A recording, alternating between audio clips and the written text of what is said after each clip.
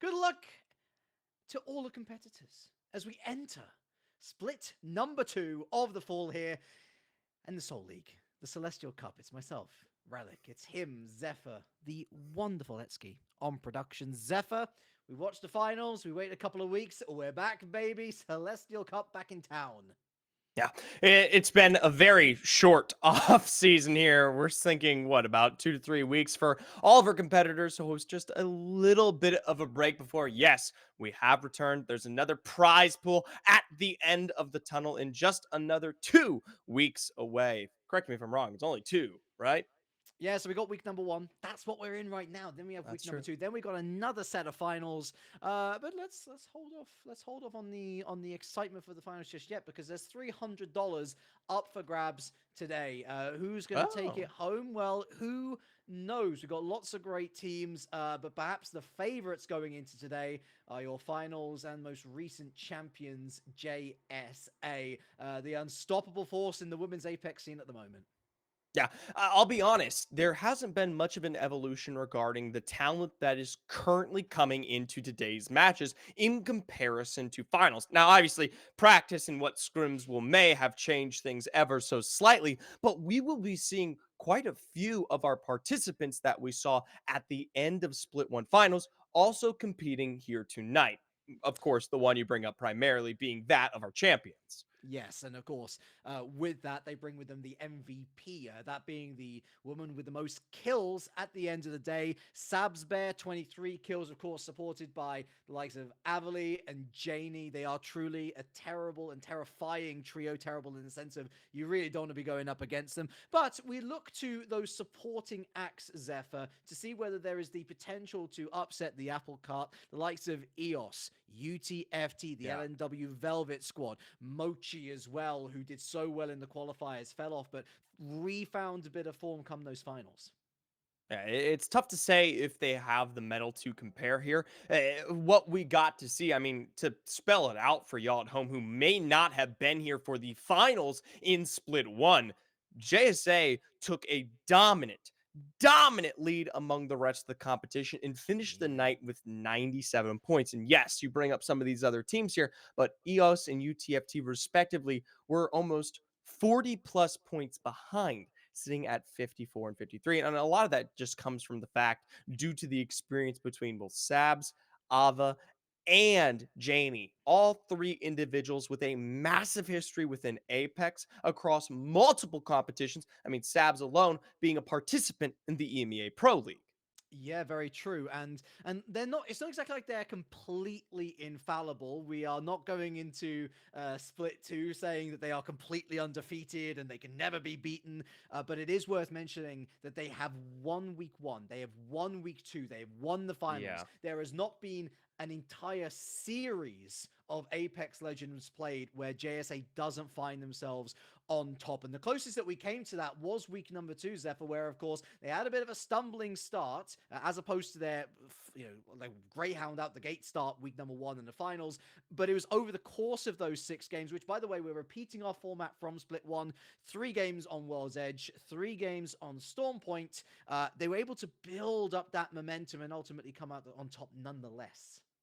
Well, that's the whole point, though, of the Celestial Cup. For those of you at home really trying to understand what we're doing here, it's to give a space for all of these female competitors who don't have the opportunity to put themselves in a competition where they can compete, learn, and grow, right? And I love the fact that we have JSA leading the pack time and time again here, because at the end of the day, steel forges steel. It really does. And speaking of steel, plenty here, of course, in the destroyed city of Fragment. And we certainly hope to see strong starts from all of these teams. It's a fresh new split with fresh new prize pools. And with fresh new prize pools comes that determination to grind and to ensure that you give yourselves the best opportunity to start things off strong. There is already a concentration in Fragment as we look towards the epicenter as well. Our high value area, of course, down there at the Lava Siphon, and a big concentration in Skyhook as well, as the ring looks to focus in on that southwest portion of the map. Usually this one pulling more directly towards that thermal station area, but we'll at least find out if we do see a different POI in play. For now, it looks like most of the teams starting off fairly controlled. It does look like that, yes, this Skyhook area is being currently contested by 3. Now, there is the spacing to allow for 3 teams in this kind of general vicinity of this POI, but you do need one to potentially extend themselves towards that Trials area, which I'm not currently seeing. So, very likely that we may be seeing an initial fight sometime soon here. Moving over to Flower Power, another one of our strongest squads from the end of Split 1. Picked up a couple of game wins themselves with Princess and Giggle Autumn. Miss Dopey part of that trio as well. Maybe looking towards the Bloodhound Trials here. Or maybe a little ping up there, just perhaps to take a little gander. There's obviously quite a lot of Overwatch opportunities here, but with no red pings coming through, looks like they're going to try and find their way to some better loot inside the trials.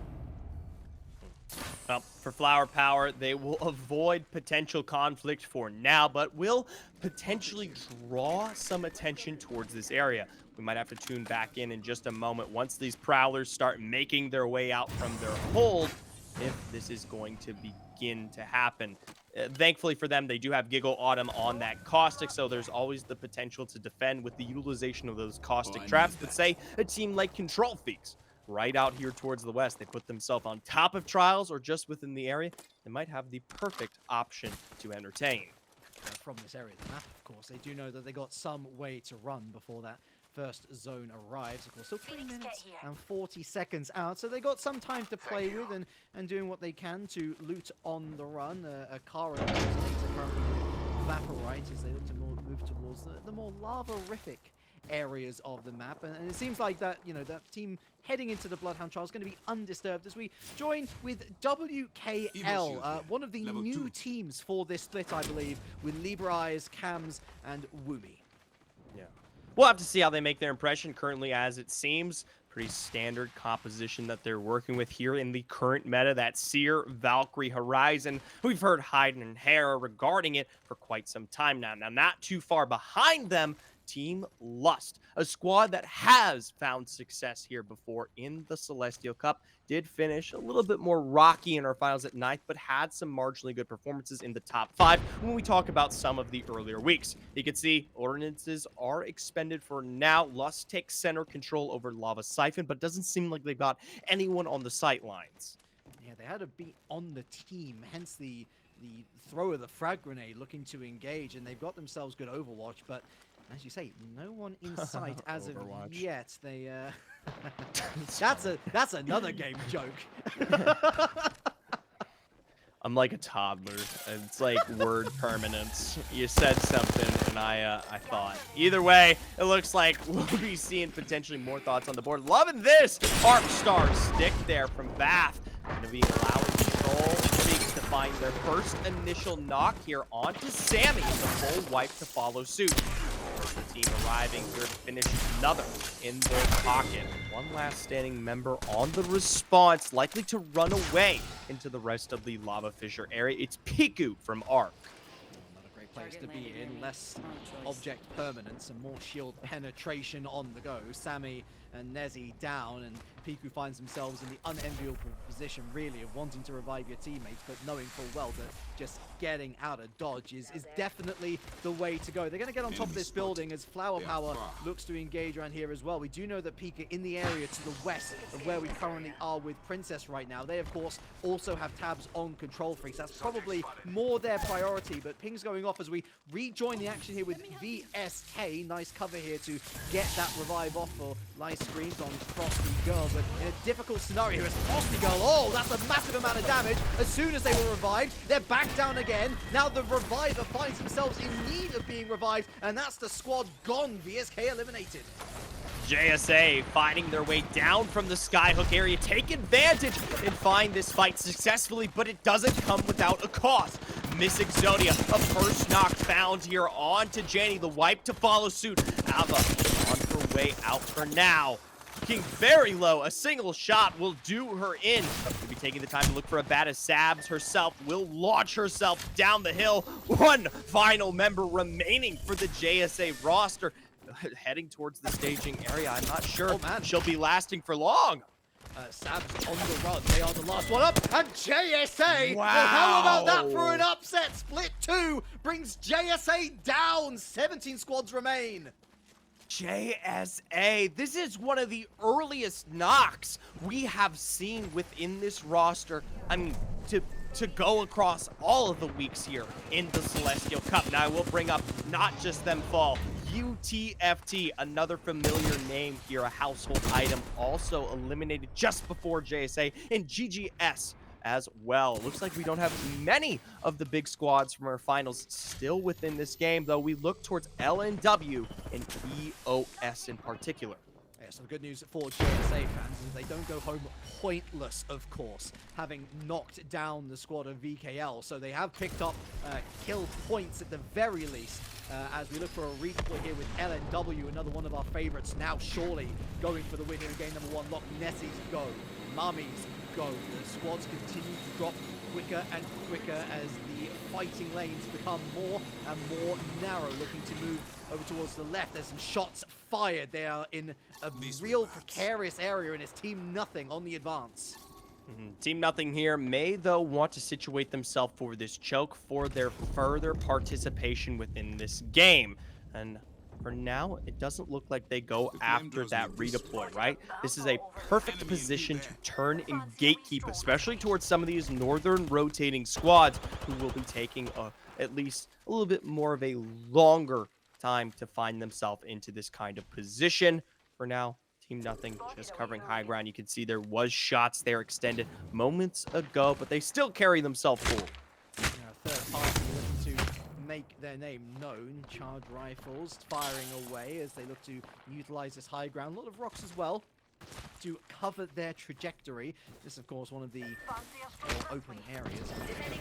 Not too bad, but on the flank they run into trouble there. Strawberry and Lightyear. Strawberry moves back, the shots follow them, and down they go. Violet Rain uses that ultimate to at least try and get a further pulse on the action ahead of them. The revive is going to come through. You can just see there the opposition squad peeking over the crest of the hill. Arcstar's being thrown in as well as sonar, so there's a Bloodhound on the other side of it. No. Both teams have got some options, and I do not blame them whatsoever here. Strawberry and Violet Rain looking to get out of dodge, throw themselves over the cliffside, but they've run into trouble once again. Violet Rain, that shield's going to be popped. They're down. Strawberry, the last surviving member, into the tunnel, and that tunnel's only one way, baby. Down go Nothing. This is the second squad that EOS have taken out this game, but it might be their last here. Odd facing difficulties, fully wiped. It's Piku, our lone standing rat outside of Fissure, who allows themselves to find at least the initial KP. Lust also rotating in from a similar choke from moments before. A beautiful beam found here from Peak, but not one that will enable them in their pursuit towards this village. Many shots being had within this area for now. They actually slow the pacing down. Yep.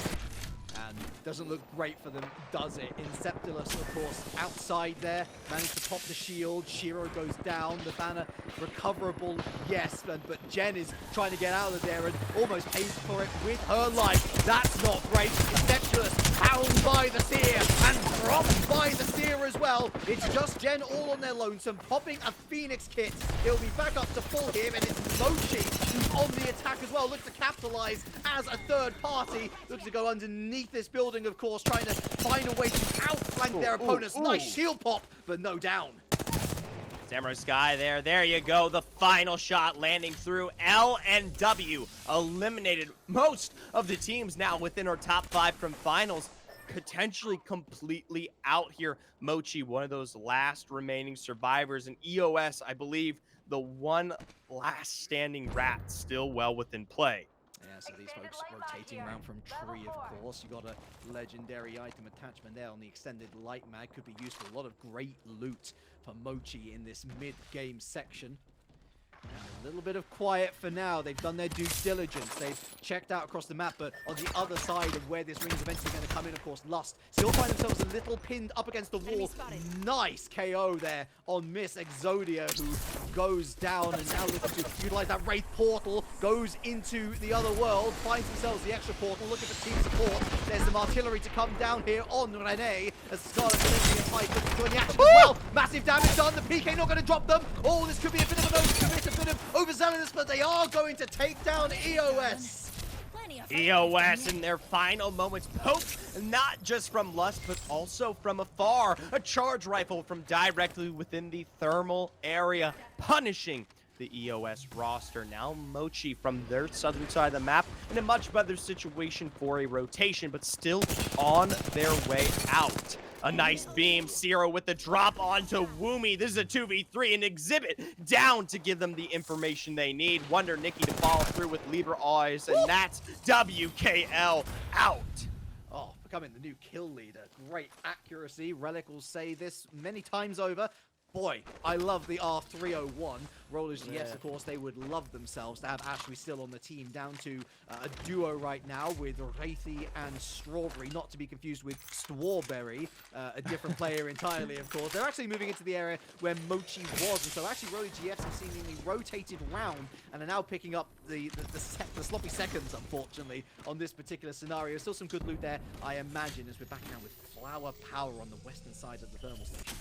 And this is the team that has that kind of god spot control here regarding where this zone is likely to finish. I mean, you can see the POI just slightly to the north there in Thermal Station. Almost the entirety of it has pretty much been gone regarding this next pull-in the zone. Now, multiple squads definitely know how this one particularly finishes. They've seen it before, and that's why it's not just Flower Power well within the area in this no-name village.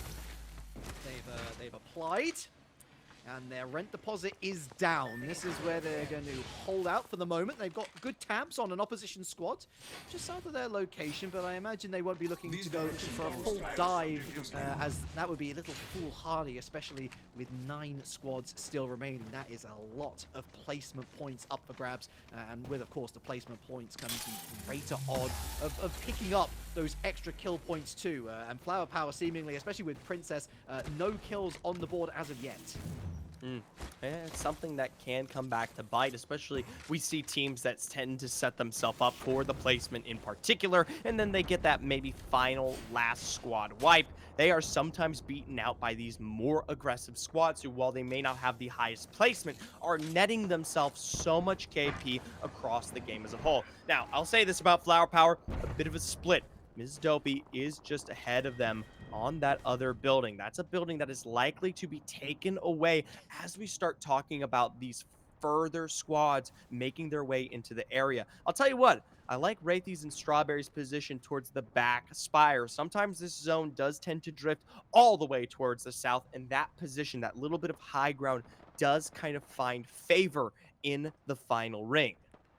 Well, you can see on the opposite side of the river there is still a fight going on, and so for those with a good tabs on what's going on, they know that that fight is going, and that is indeed Mochi on the other side, and they're already down to 1. Samurai Sky was the kill leader. Well, they're not going to be the kill leader for much longer, because Mochi is eliminated, and it's Lust who are picking up those red shields. I was about to say, for a moment there, it was close. They were pinned against the boxes, but hey, we even got to see the Lifeline finally take full action in the pursuit of this team's aggression. There was a soft moment there where we could have seen a revive stuck. Instead, Lust come out on top. Now, they have the biggest gap to close here when we start talking about Zone 5. Making your way across this fissure can be particularly dangerous and very similar for some of these teams in the POI thermal station directly. That's why you can see Favorite. She has found Nox to work with here on Control Freaks. I love this Thermite from Wink. See what they can do with it. The team on top, likely pressured for now. Favorite with a climb, Wink to follow suit. PK out in play, but it misses the initial break there. Valkyrie is still low with the grab coming from behind. Finally, the double knock shots land, and Nice Girls are eliminated in 8th place. That's all down to Winks and making sure that there was no cracking under pressure. You whiffed the first PK shot. That's absolutely fine because you've got the utility to utilize, and she utilized it so beautifully indeed. And now looking at Lust, of course, we're taking a look at that duo on the other side of that rock. They've set up the Watson traps, and honestly, that's easy enough to traverse, but for Roller GFs, they've got themselves like a nice little area here, lots of crossovers as well. They've got that ultimate down as well to reload the shielding as they go. Not the best place. I would rather be inside one of those buildings, but given their limited placement, I think this is as good as it could possibly get.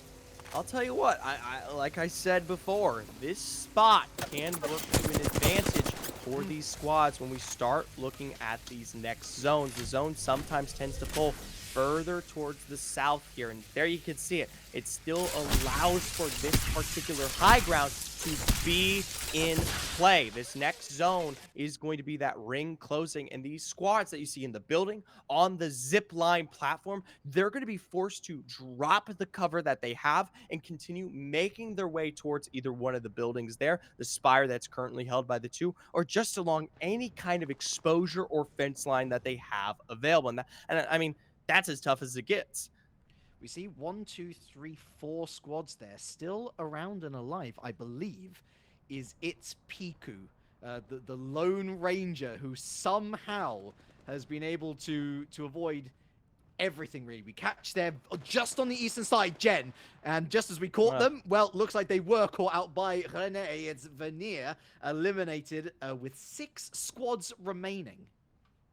6 squads remain. We know for a fact we got to do on the spire. That means there is at least 1 rat still alive. Likely, as you brought up, it's Piku hiding somewhere. We'll have to take a look in a moment. For now, looks like we've got a majority of these teams now forced to make a decision. Flower Power, especially as Lust, those two likely to fight, especially as they have to extend themselves forward. Look towards Lust, the team in the worst position right now. I like this, though, from Renee. They break the interceptor pylon. Strawberry and Wraithy, they need to take that spot from them. It is the best position they have to work with, and it doesn't force them to contest what is the Flower Power roster on the interior of their building as they make this rotation. Let's see what they can do.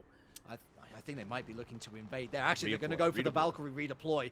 Really nicely played as well as this Piku. There they are. Oh, the rat has been ratted out. And look at the run. That's not even a shield pop. The shield still hasn't gone down. They've been basically forced into between a rock and a hard place. And somehow they are still alive. I can't believe it. But Lust, of course, we talked about that potential relocation. Well, they have certainly relocated. They're looking to take down the home. Arc is finally gone. Beautiful. Piku's gone. Roller GF's taken down by Lust. The nice use of utility of the gravity lift onto the top of the mountain peak.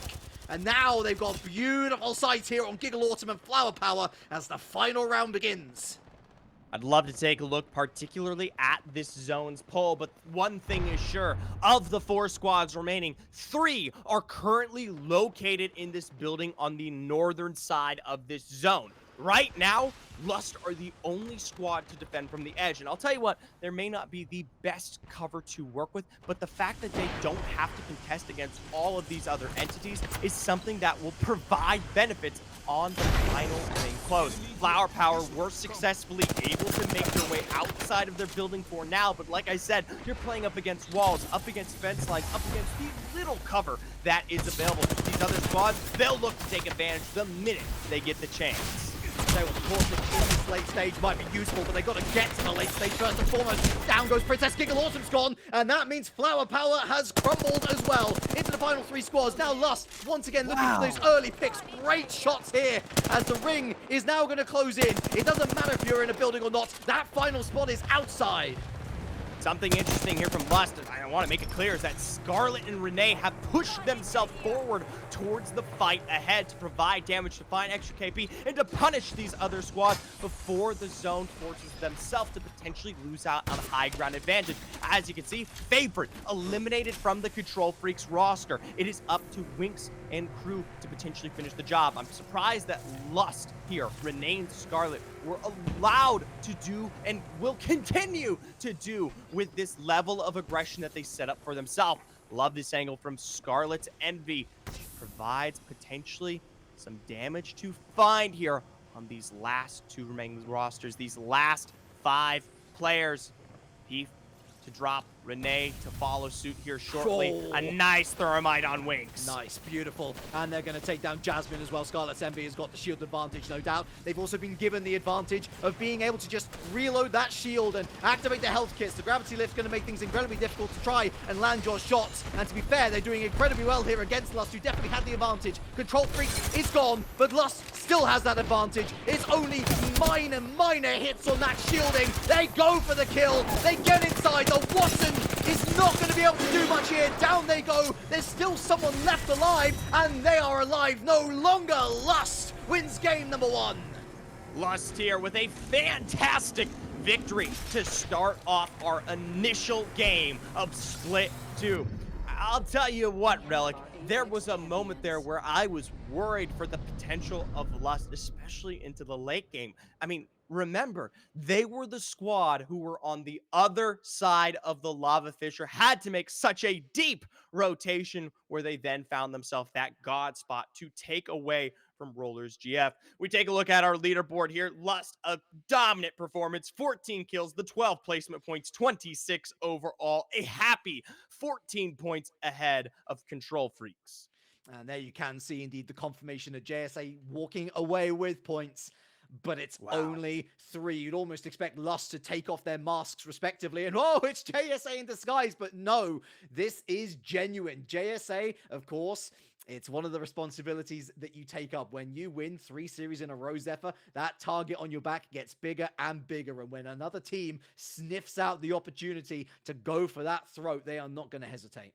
I'll tell you what, and it's not just JSA. Of our top 5 finishers within the last Celestial Cup finals, EOS, LNW, and UTFT, none of them net themselves a solid start coming out of our first game. But Relic, it is only 1 game. There are still 5 ahead of our competitors here tonight. 5 chances to push yourself to the top of that leaderboard to find your lion's share of our prize.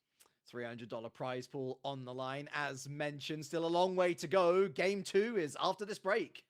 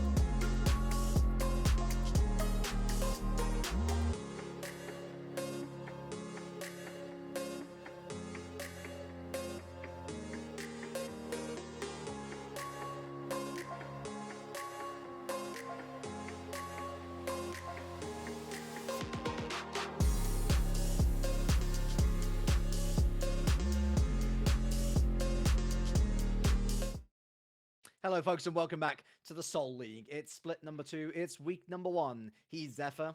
I'm Relic, and JSA are struggling early doors. Only 3 kill points on the board, whereas Lust walks out dominant victors, 14 KP on top of the 12 placement points. They lead our early scoreboard. But as we mentioned before the break, Zephyr, still 5 games to go in this series. 2 more on World's Edge with 3 of Storm Point left to run.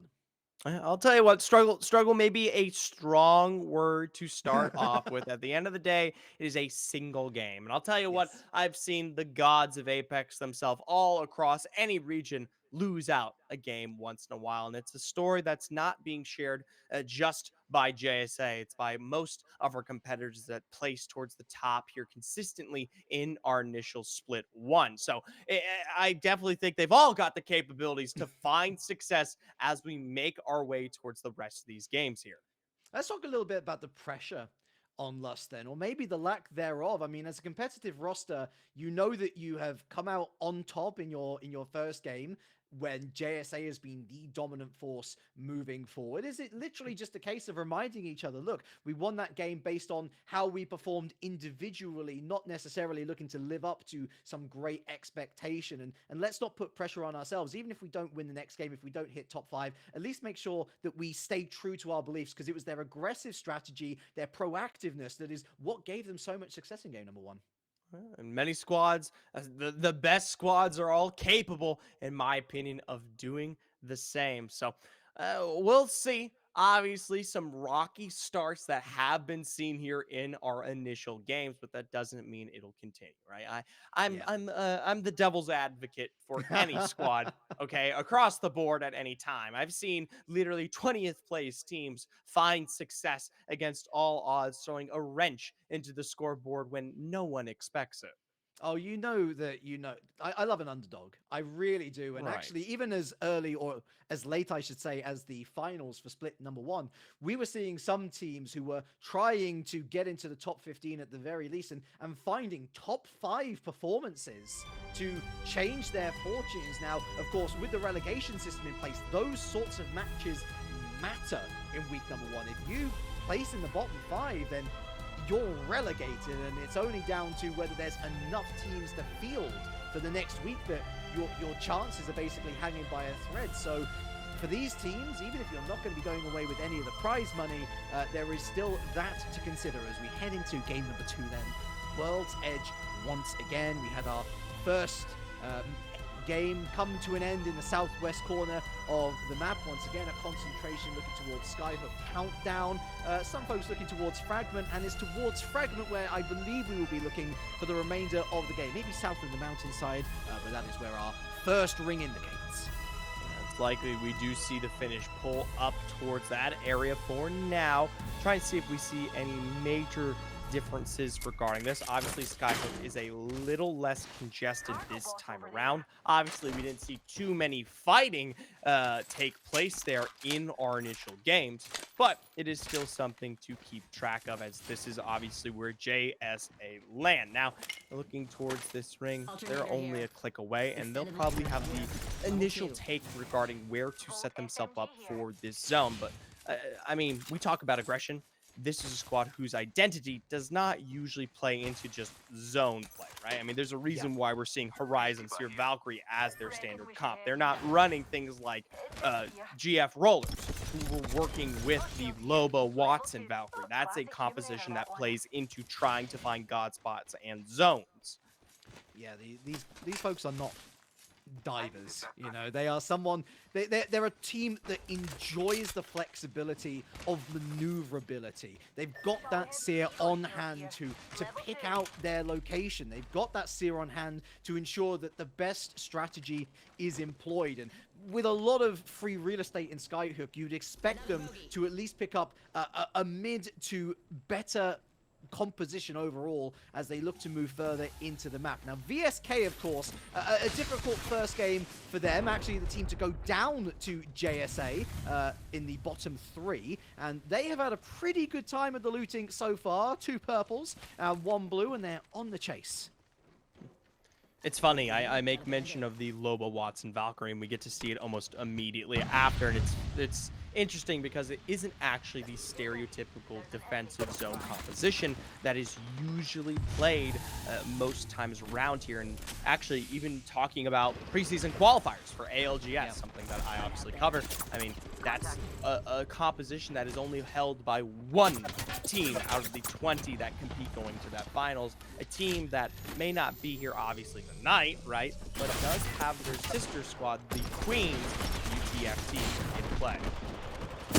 Taken through to the underpass, and that's going to be a pick down on Frosty Girl. Sammy, it's Piku and Nezikins. They got some decent placement points, all thanks to It's Piku, of course, but I'm sure they'd rather keep their trio up and alive all together into the later game. We know that Arc is very capable once they reach those later stages there. On the other side of the lava fissure here, you've got Lisa Screams and Valk, and looks like Sammy with that Valkyrie looking to push on in. WK goes down in the meantime, our first team to drop in game number 2, and all behind little bits of cover here and there, setting up some Watson shenanigans. Lee Screams there, and Valk. Arc with that better maneuverability, I guess. You've got Nezikins here on the other side of the mountainside. They're just trying to choke them out here, Stefan, whether it's one way or the other. Yeah, try to find those angles that will set them up in the best potential situation here. Arc starts to finally move forward, and Sammy pays the price almost immediately. Now going to be having to take the time and stick out with that Phoenix kit. Does manage to find it there. Meanwhile, in our kill feed, it does look like JSA might have learned lessons, might be out for vengeance. They take out Rollers GF, a squad that did survive up into our top 5 coming out of game 1. For now, though, Arc still climbing, still pressuring. It's Piku on their own angles, and the rest, they look to finish this squad. They find a break on Valkyrie. Moving through the Watson shielding, nice over the top, no need to worry about it. They keep on pushing. You see the Wraith portal up there. Where have they gone? It's time to identify. It's Piku, breaks down the door, at least tries to, still hasn't gone down. The Arc Star will do that. Thermite grenade out, and there's a knock on Valk. It's just the one left here. But where have they gone? There they are. There's no hiding inside this house. VSK eliminated. VSK eliminated, but I'll tell you what, they took so much time to do so here. Flower Power have heard the shots, and now they look to capitalize on all the damage that has been sourced here. Now, they were inside of this building, so they have been able to put themselves towards the bridges below Lava Fissure, but that doesn't change the fact that Flower Power are looking for anything they can get, and Miss W is the first to find it.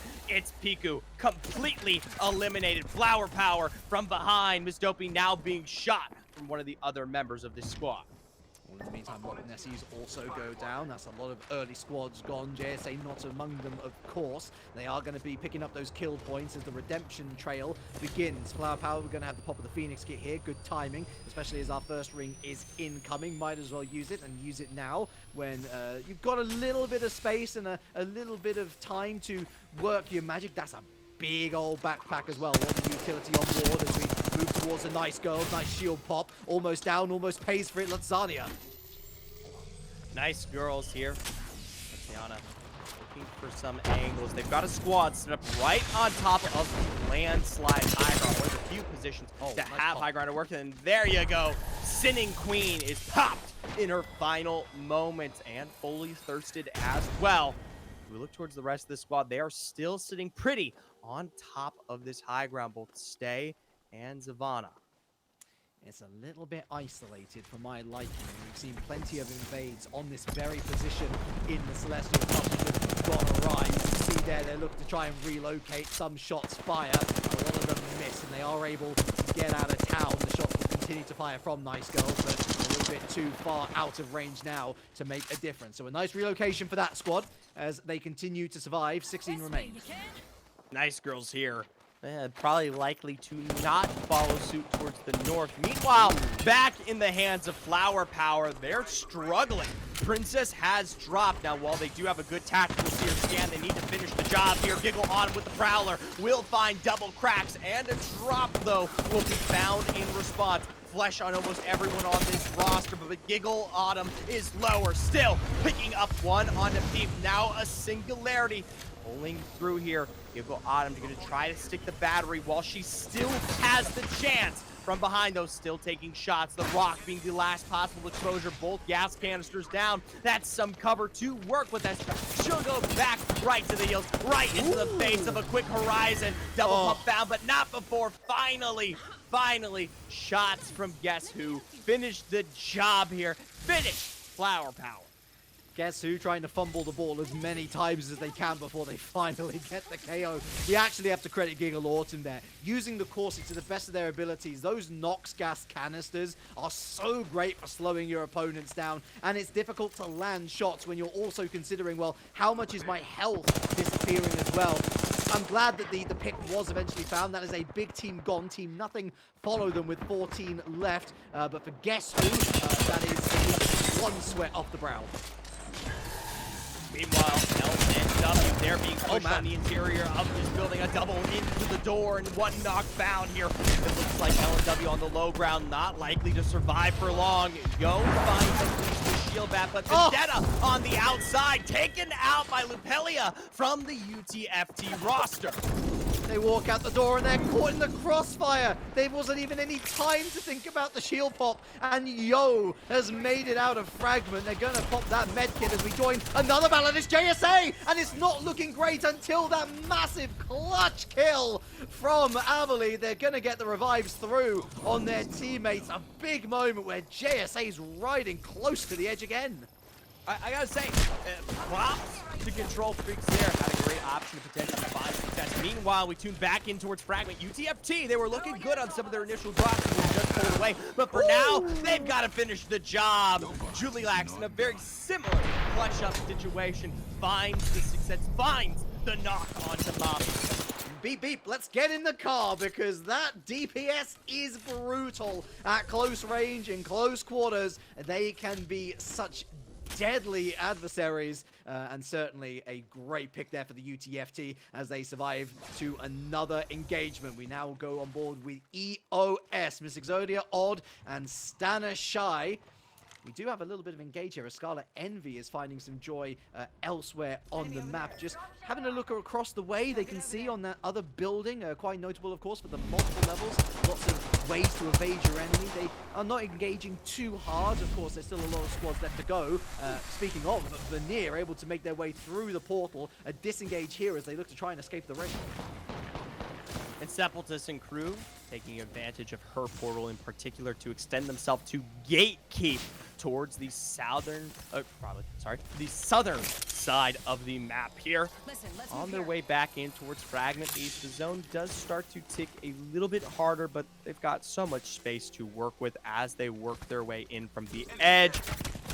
We know for a fact that the streamer building was contested, but it's likely that there are multiple buildings still available in this Fragment finish. I'd like to take a look at the map if we get the chance. I don't want to call it too soon here, but it looks to be that zone that is finishing out there towards the western side of the fissure, towards the west side of the bridge that holds both of the Fragment areas together.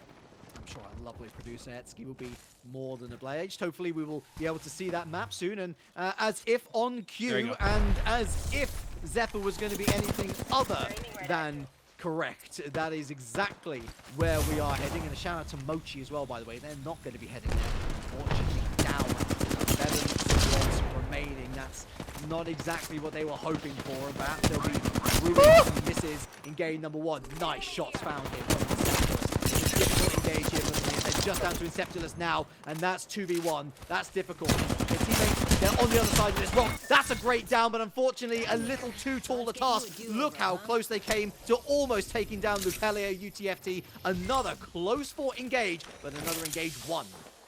The second squad here that UTFT have eliminated, and mind you, think about their rotation. They were up there towards the north in those buildings, and there were not shots being provided here only seconds ago.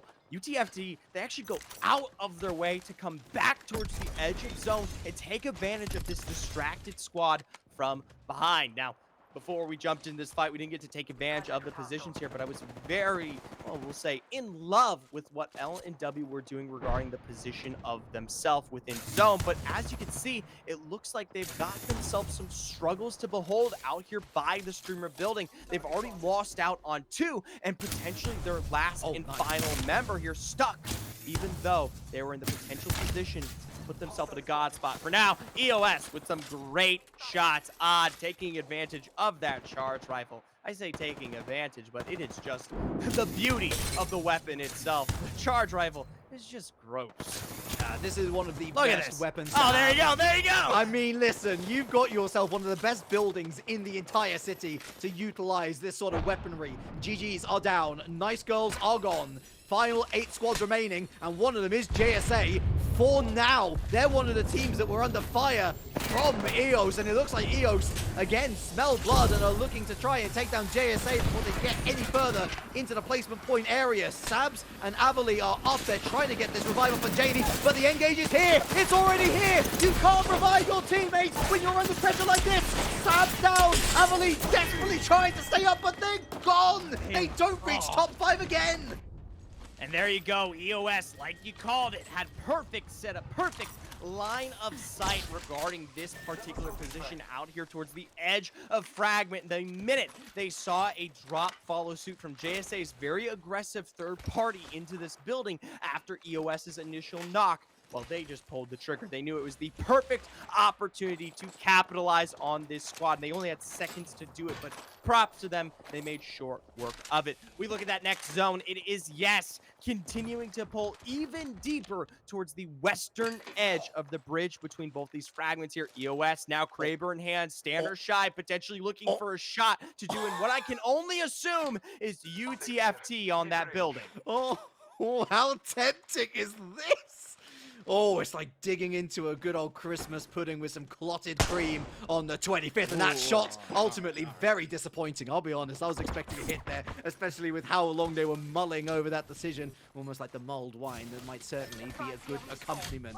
Got a shout out to JSA as well, though. Avali so going British. down. I am very British indeed. Avali going down as the kill leader, it should be said. So despite less placement points, again, than they would really want, still picking up those KP, it might very well drag them into the top 10 once we hit that leaderboard at the end of game number 2. But still, EOS looking to move forward now, move towards that central area of Fragment, looking to try and get some further picks with the Kraber, but they don't have great engage potential here. They're not going to be able to capitalize even if there is a shield knock. I'll tell you what, though, look at the rest of the EOS. I know we're in Standard Shy's perspective right now, trying to find some picks with the Kraber, but the rest of the team have put themselves in the prime position within the market building, one that will allow for good control regarding how this zone tends to usually finish, pulling directly towards that last building just off of the left side of the bridge here. They will have to deal with potentially guess who sometime shortly, one of the other rosters who are allowed to persist within this building out here towards the west. You can see they've already set up with Watson fences, with defense out here towards the side that will allow them potentially to find angles on EOS off of their next rotation a bit further forward. For now, though, that's only a ways away. It looks like in our kill feed, TLM eliminated by none other at the hands of Odd and Ms. Exodia. EOS still on the killing spree then, as we have our final 6 squads up and about. UTFT, of course, that's who we believe are on the top of those buildings, and they have spotted EOS now. Most likely, I'd imagine that the giant sniper rifle bolt shot was probably the real giveaway sign on that one, but either way, the massive sniper rifle bolt shots have found a different target to enjoy, of course. This is Guess Who on the other side of this road. Miss Exodia utilizing that wall well. Odd looking for a couple of picks as well. It's nice, actually, this final ring. There's not a lot of high ground, but there is a lot of ground which you can crouch behind, a lot of cover to utilize, and these bolt action rifles, they're going to be good at this stage, Zephyr, but the closer we get into that, into that final ring, the less effective they're going to be. Might as well make these count. Standard Shy, they're so close to finding the initial knock with the Kraber here on to Guess Who, but still will be providing angles. Take a look, though, at this circle. Yes, it does pull towards the western end of the bridge, but look at directly what is set in stone here. The actual train line is still in play. You talked about high ground disparity and what may be available. for Sammy and Scarlet's Envy and their team over there, that is some very, very good spacing to potentially work with when we look towards the future. We look towards that final ring close. Arc, though, just as I start to discuss them, are eliminated. Eos, I again presume it's a UTFT moved across the river. It's actually LNW, and I do emphasize it was LNW because LNW are eliminated to the final 4 squads, and they've got to be careful now, Eos, because once again those shots is going to draw attention to the market building, so they're looking westward. So I think UTFT still haven't moved across the river. They're going to have to do so now. The ring demands it. Ooh, but UTFT are finding success for themselves. They eliminate Lust in their final moments. The last standing member in Renee here. Guess who have put themselves towards the next edge of this zone, right on top of the fence line. But I'll tell you what, it's not something that's going to last. You can see they're right on the feed. I mean, they're on the very, very edge here. The minute they're forced to jump out behind or in front of this fence like that, it's likely that UTFT capitalize and find angles on them. Lupelia already set up raring to go.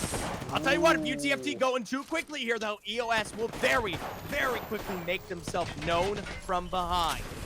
Very costly mistake, and it is that Eos threat that I'm sure UTFT are most worried about. Potentially what was informing that early engage. They wanted to deal with just one facing enemy rather than 2, of course. We do know that Guess Who definitely in the worst position here. UTFT, they have those boxes to utilize. Of course, they are closer to the ring as well, whereas on the other side of that fencing, Guess Who, they don't find themselves in a great position. That, of course, is where Eos is. Shots fired, no shield knocks.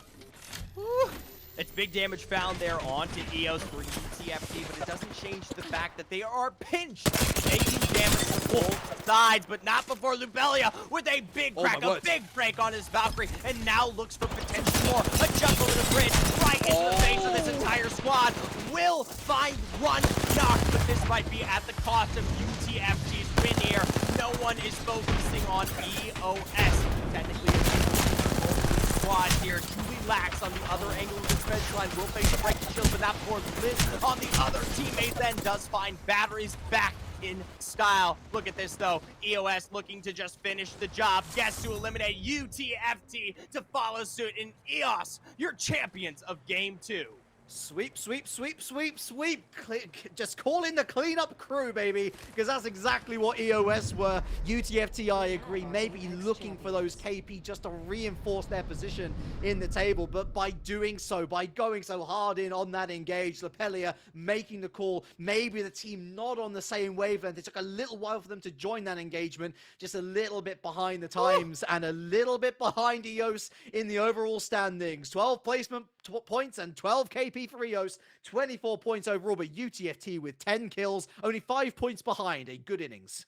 I'll tell you what, in a situation like that, I'll be honest with you, you already know it's very unlikely that you're going to come out with the win. So trying to net yourself either a further placement or the extra KP to work with is usually going to be your best bet there. So for UTFT, I can't blame the actions that were provided. It still net them a second place finish and a great score on the board. Guess who themselves also picking up a nice prize for themselves. I will say, look at there though. JSA are officially back. 9 kills to their name, though they did fall fairly early on in their overall placement.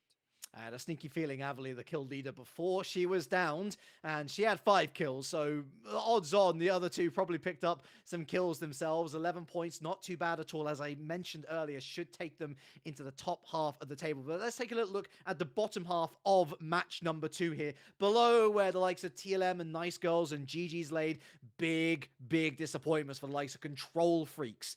Mochi picking up 4 and 2 points respectively. Roller GFs, one of our top 5 places from game number 1. Donuts across the board, and Flower Power getting 1 kill, but they'll be disappointed to have dropped in the bottom 5 as well. A bit of a shame here to see, especially for Flower Power. We actually got to tune in with that particular ending for them, trying to capitalize on the little defense that they could with the utilization of that caustic, but it was just too far, too out in the open to truly work with in the end. Overall, that's your leaderboards coming off of match 2. So, EOS and Lust, they find themselves with the first wins of the day. JSA Struggle bugs in the first game, a little bit more of what we expect in the second, but still lagging behind the pace setters. We head to the final game on World's Edge after this break.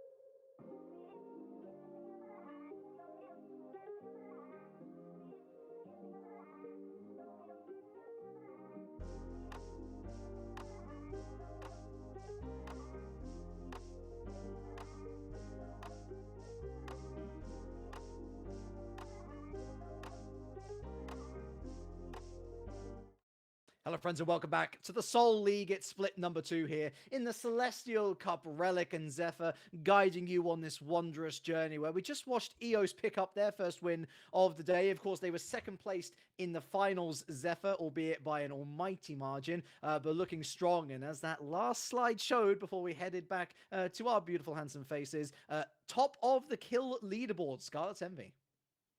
Something that we'll hopefully see continue to put themselves above the rest as we make our way through the last 4 games of today. Let's take a look, though, at our overall leaderboard and see exactly where the rest of our teams currently reside. So Lust do remain in the lead with their 19 kills, 6,000 and almost 700 damage, 36 points. Only 5, though, ahead of EOS. 18 points. Guess who with that third place performance in game number 2? Lagging behind, but only by 6 points. They land on 25. We're looking at the likes of UTFT, Control Freaks, JSA, Mochi, LNW, ARC, all to have stronger second halves to the evening than they did first halves. Maybe that starts here on our last game in World's Edge, but certainly JSA still the sleeping giant at the moment. We saw but a glimpse of their power in game number 2 with 9 kills, 11 points in total. That's how quickly fortunes can change from the bottom 5 to the top 6. Still, though, this is definitely out of character for the JSA roster, being kind of caught out several times over in our last 2 games. We'll have to see if they come through with the same level of confidence when we start talking about the final game of World's Edge. I say this on almost every broadcast I tend to do when it comes to Apex Legends. World's Edge is your last opportunity to potentially net yourself the majority of your score. Speaking of score, though, let's take a look at the rest of the leaderboard. Down from 11th to 20th. Of course, we're looking at that bottom 5. That is your danger zone. That's your relegation zone. VSK, WKL, and GGS. They are 3 of our new teams heading into the second split. And sadly, they might have to look for a little bit of pity from our administration team should their fortunes continue as such. TLM with no kills on the board, but they are picking up placement points. That is what separates them from survival and relegation. We're looking at Loch Nessies. We're looking at Team Nothing Zephyr. Big disappointments for them. Team Nothing with only 360 damage. That's the lowest of all the teams of the 20. It's really tough, and I know for a fact that Team Nothing very confidently announced what was this full roster here just literally this week prior to them starting in the Celestial Cup. They still work with light years going into this one, but have added obviously into the mix the 2 as well. I will say for Team Nothing, there's still a realm of improvement, one that will carry them out of the top 5, and it can be done in just one game alone. The score has not ballooned that far just yet.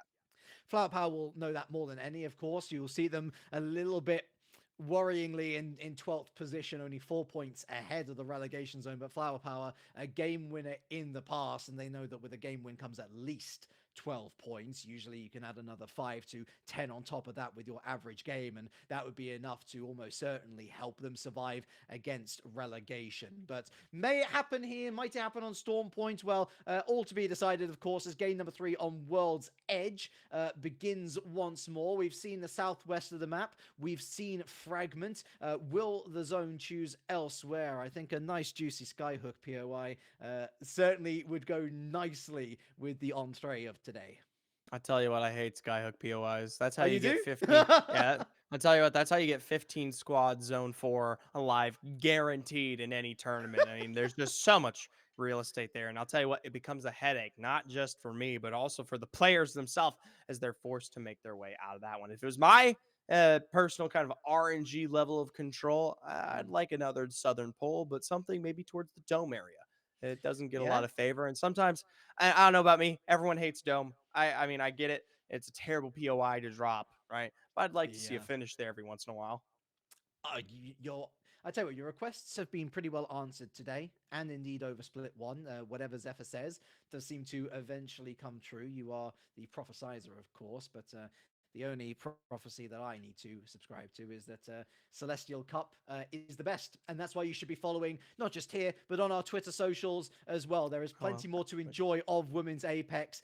This is our home, and we hope that you will be joining us for many more journeys to come. Game 3 then, World's Edge. Let's drop in.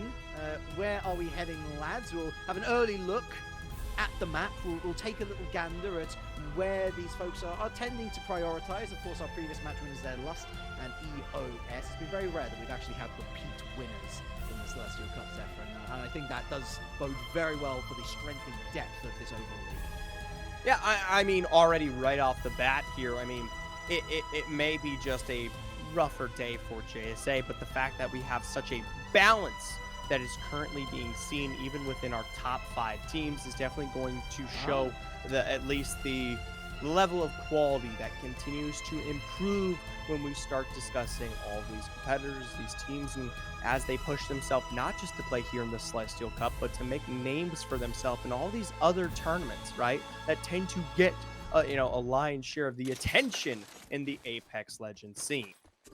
So we do have another southwestern end point. I doubt very much that it is going to be in and around where we were previously, maybe more up towards staging. Harvester. Yeah. I would suggest that that's where we're probably looking. We begin on the northern side of the map. We begin in the snow, and with the control freaks who are looking for some early gubbage. I mean, we've got some pretty decent loot opportunity here. They appear to be on their own, but they are, of course, also furthest away from that zone. So a lot of teams presumably to fight through. I mean, edge play, it's not particularly anything that we haven't gotten used to in recent times with the level of aggression in this current meta. Speaking of aggression, seems like it's already starting here in our game 3. GGS being pounced upon with some ordnances thrown out. A thermite will block assault for now. But you can see Vana on the side here, looking Well, for like this. angles. You can see this opposing team have already made their way towards the guys or potentially looking for escape. Yeah, there they go.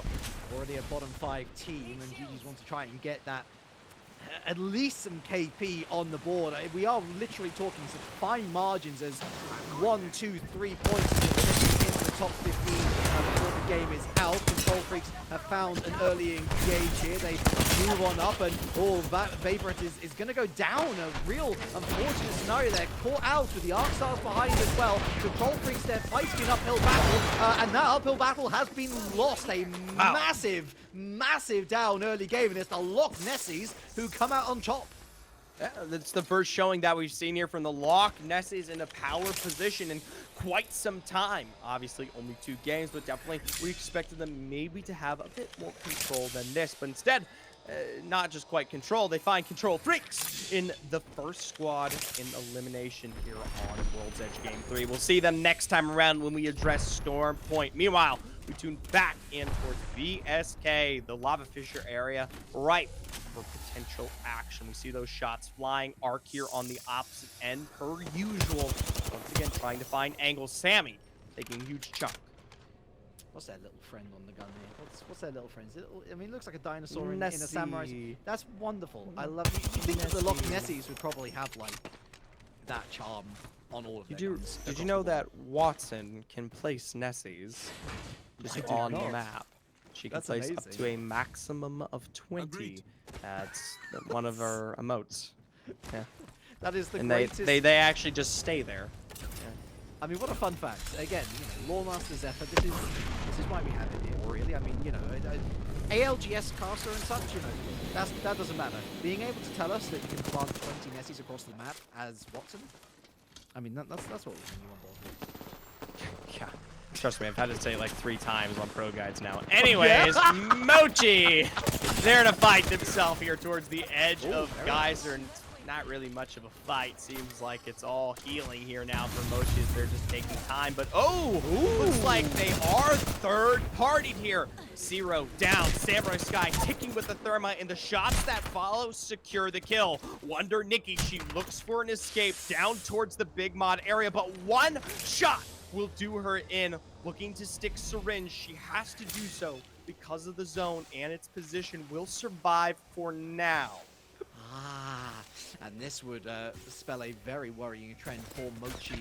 Oh, Gen. no! Oh, yeah, no, they are gone. And Oh. that is the trend that continues, by the way. Mochi, we saw it in week number 1 of Split 1, starts pretty strong and then just seemed to fall off. This is a downward trend, and this their earliest elimination yet. Squad number 3 gone, closed down, hunted down by Lust, and they've gone in hard into the ring to ensure this elimination, but I presume they would have the packs and the shieldage to be able to at least recover from this position. The ring quite a far way away, actually, so they've got some distance to traverse as we now take our first look of the day with the Monk heading in towards Fragment and getting a lot of picks. Oh! Nice! Oh, the Valkyrie ultimate! That's not going to go through! Bye-bye, Team Nothing! That's brutal!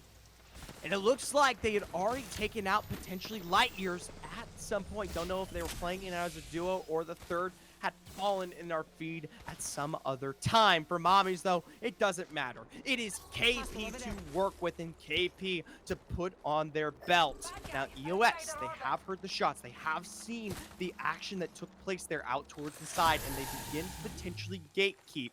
For now, though, we tune in with Landslide, and Exhibit is officially down here. Rollers GF have put themselves in this high ground, and it's defensible, but they still take damage for now. A grab lift in the air, but nothing to extend.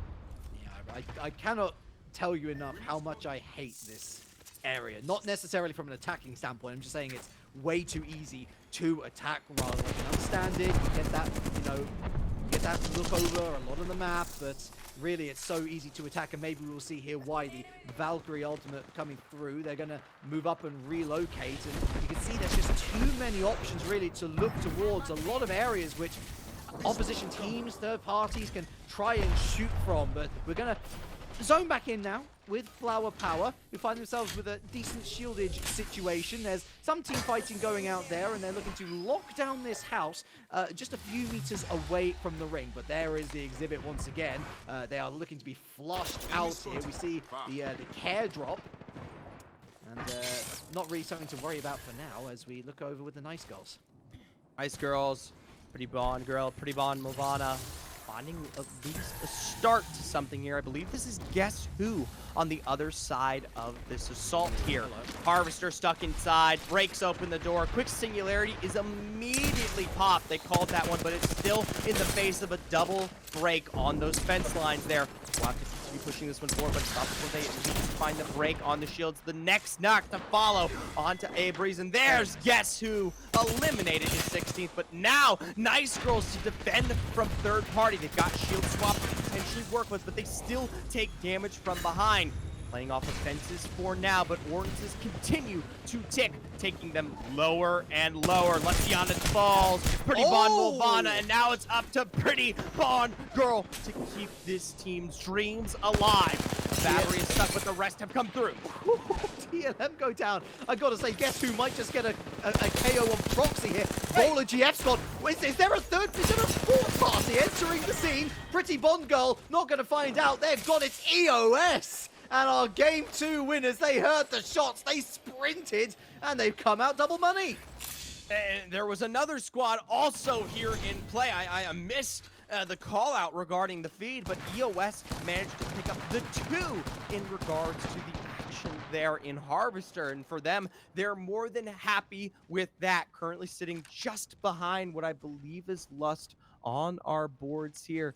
It's definitely something that they're competing against in terms of that point difference. Both of those squads being highly aggressive. Both of them taking early kills in our game 3. It's going to come down to who can survive and who can set themselves up, especially in this late game. Looks like our circle, by the way, is pulling towards Harvester for now. It looks like this might be a direct Harvester finish. Oh, I love this. Nice shots from the fight. You've got Scarlet's Envy, of course, our overall kill leader of the day, down. Make that simply a box now. They got to recover it. As the exhibit coming through once again. Lust in a difficult situation. Our Game 1 winners, they still top the leaderboard, but this precarious situation as Renee is caught out massively. Big shot. We have that shield off from 5, and there is another shot coming through from the other side. We've got that Wraith Portal as well. Are they going to utilize it? No. They're going to switch out here, and it's Veneer who we're potentially looking at as they rotate through the building. Big disengage there for Lust. Scary. Surprisingly, I mean, we tuned in with Veneer, and they're even lower than I had expected regarding some of the fights, some of the bullets that had been exchanged here moments ago. But looking at this rotation, trying to get kind of a wraparound, I believe Lust might be right here in this tunnel. Veneer peeking their heads outside. Look to capitalize. My biggest question is Lust are very obviously confusing them regarding position for now. Big question, can they pull back towards Lava Siphon? Can they get the banner and get Standard Shy in play? That will severely damage their potential late game. Then again, at this point, it's not about whether you get the wins, it's about the consistency. And that still does hurt them, of course. With less players comes less opportunity to find your picks, but at least you can grab the placement points. Three begins, and we rejoin. UTFT had a pretty decent show of things, and just above the Lava Siphon here, and that's an Arc Star, which is going to be avoided. Looking up towards that's nice. Whoa. I like it. Throwing in. Beautiful. Forces them off the hillside. And onto the chase we go.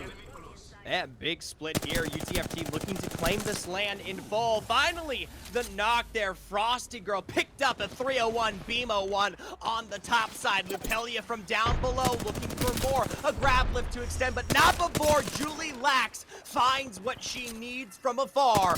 One final member here running for the hills. Looking flesh, but not before Lupelia. Ooh, now from behind, a third party presenting themselves. All right, now is in through here for these 2 death boxes. These are some good shield swaps to work with. Potentially give UTFT the option to respawn. An exhibit is down. Excellent work. Oh, and there's another one. Oh, UTFT have just run into a train, and it ain't stopping. Julie Lax pays for it with her life. So does Lupelia. It's just Liz now. The only way out's the tunnel, and I wouldn't want to bet on my chances there. You're running straight through the exhibit. You're running straight into an area where you know that your placement is going to get picked up. The shield has been restored, and thankfully, actually, there's been no press from this fourth team. They're not going to be thrown down, except now. There's the Valkyrie, but they've been put out of position too. Difficult. Liz is fighting uphill. There's another player coming in. Oh, UTFT, it's not looking good for you. And indeed, it doesn't end well. They fall before the top 10. UTFT, I loved their aggression there on the hillside, but they didn't respect the potential of all of these other teams. As a result, they are wiped here by Flower Power, and it looks like they may share the same fate. Loch Nessie's almost immediately ready to respond, but don't quite drop. Instead, they and crew trained. They want to make their way towards this choke. Remember, this next zone, this is when it truly starts to tick and hurt. They've got to present themselves in some form of high ground. Remember what I said. This is pulling directly towards this Harvester area. Some big notable locations to play. Pull up the map in a second, but for now, it looks like there's fighting right on the leg here. Shots reaming through. Mommy's low. Low and not looking good for the long run. They don't have a lot of sustain here as GG's are eliminated. That is a long wraith portal, and it's a beautiful read here as down goes Angel. Difficult here for the Mummies, already in a bad situation shielding wise. They're going to try and use that lift to at least attempt to move away, but the Singularity is going to deny them. There's the charge rifle. Mummies are gone, taken down. It's Stanishai and EOS. They are on the hunt yet again. Look at that kill count.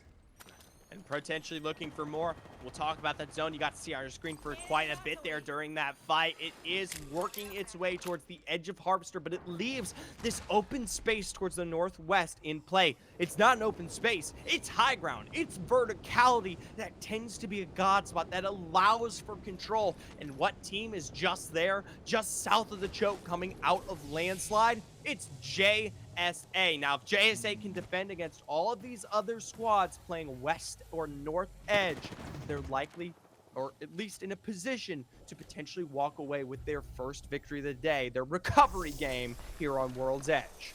You'll have to forgive me if I've been blind, but I haven't seen much JSA flashing up in the kill feed either. So although they've made it to this point, they've not been as aggressive as previously so.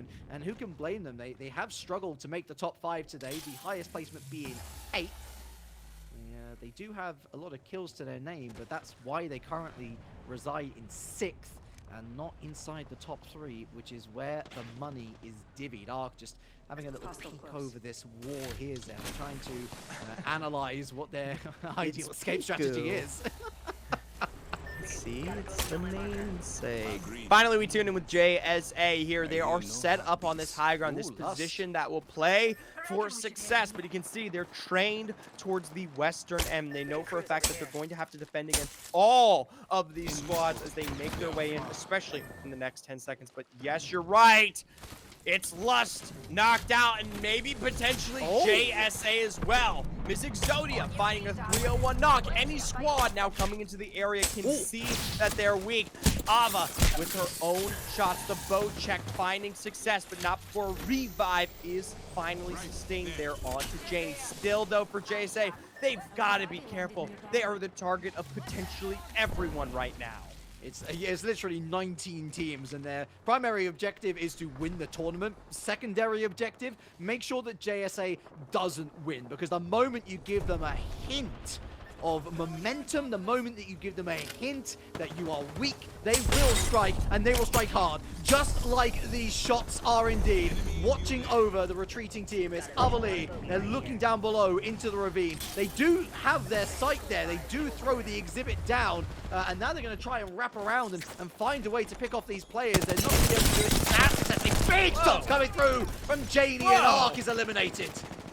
Ark dropped here. Meanwhile, looks like Flower Power may be sharing the same fate. Ms. Dopey found out from Ava on the other side of this one. It looks like they are extending control on double angles. JSA have split the attention of the squad. You can see Ava and Sabs on the other side, back down towards the picture. wipe out what I can only assume is a potentially the Flower Power roster. So actually, this positioning has worked out beautifully for JSA. Coming into this area, it's difficult because there's a lot of points from which you can actually attack it, but now they find themselves in a great place because there's not too many areas where you can find a team looking to dive in, and so it's worked out beautifully for JSA. The long game has come through. They're, of course, still in a team fight as we speak, and there's obviously they are not in a great place to pick up the utility, to pick up some shields or some packs, and so that does mean eventually they will have to break out. It's a question of when rather than if.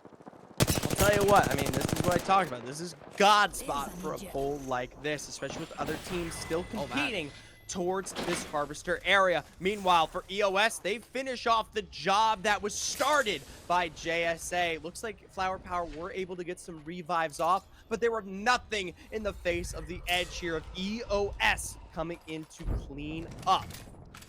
It's Black Friday vibes at the moment. That is a lot of boxes and a lot of loot, which you can find from the of course. They do have Inceptulus's banner, but unfortunately they do not have anywhere to place it, unless of course we do see Shiro with the portable beacon, of course, but I doubt very much that you prioritize that. We do have a pulse on this opposition team, and Shiro's going to pick up. Shiro's managed to get the red shield, but paid for it with almost their life. Look how little health they've run away with there, and are they going to have the time to pop the med kit here? It's a difficult scenario as the ring continues to encroach.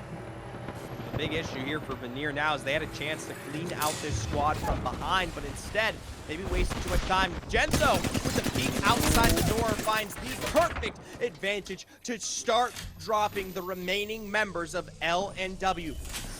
Still though, they reside on top of their building. This is going to become a problem, especially when Veneer need to find rotation out as we start talking about this next zone. Still though, big names in this lobby. Veneer, LNW, EOS, JSA, and one more all alive.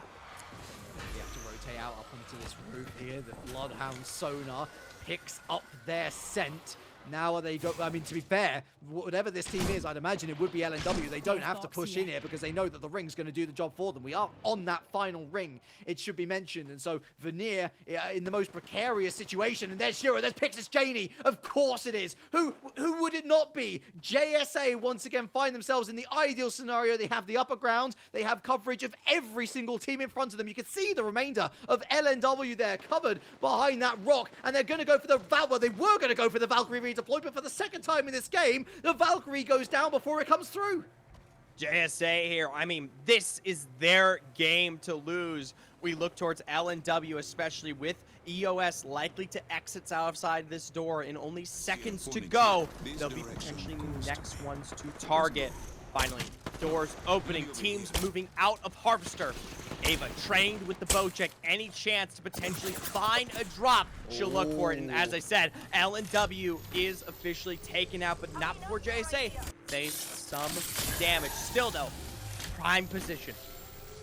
And the exhibit on top of that as well. It was a good bit of work from Veneer, actually, shaving a lot of health and a shield pop on Janie, but she's had the time to respond in kind. We still see Veneer in the building. They're gonna have to get out of there sooner rather than later. I believe there is another squad underneath that as well. Those are our second and third squads. There is a fourth still around, and now the engage has to come through the gravity lift, and there goes the PK shots. They find their place. One's down. Where's the second? Odd takes down Jen. Veneer is eliminated.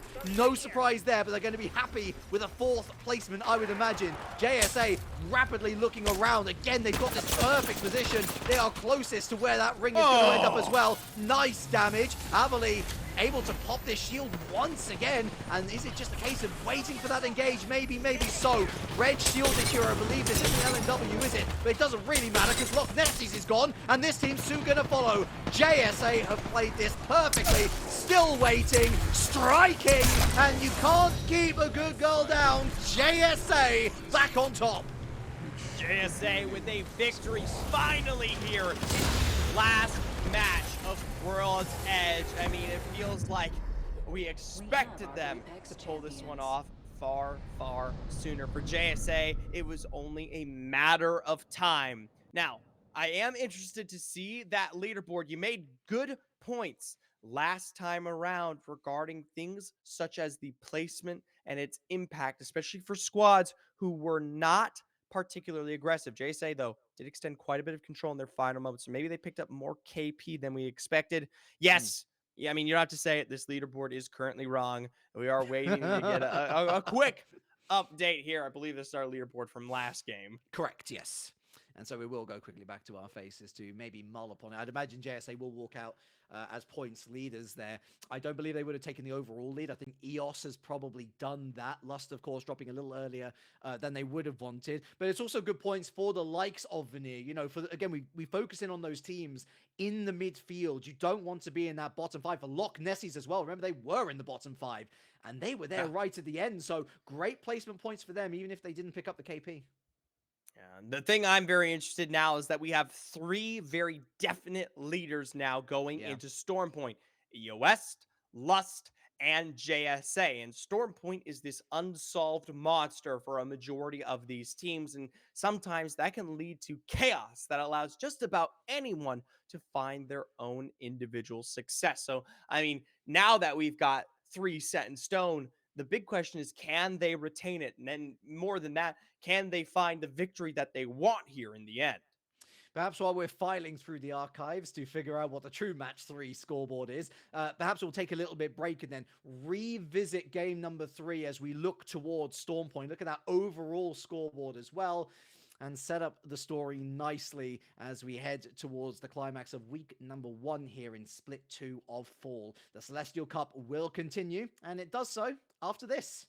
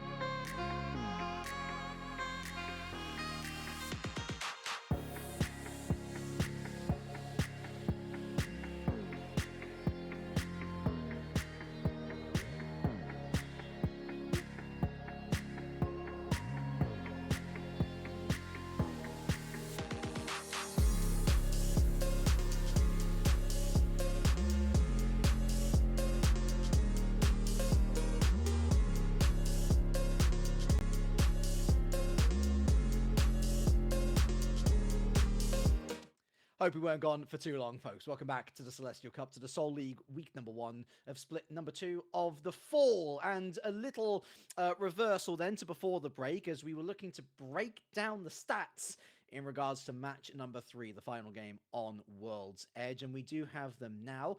No surprise, Zephyr, that JSA walks out on top with the most amount of points, 21. But EOS seemingly remaining in the overall points lead, picking up 10 points from their endeavors. So at the end of the day, we do kind of confirm that idea I had suggested regarding that JSA maybe not as aggressive as we had seen them before in previous iterations of that roster. I mean, I think between the two of us, we had seen multiple 30-plus point finishes from JSA when they're really on their best foot forward. Yep, so let's take a little look at that scoreboard then to confirm JSA.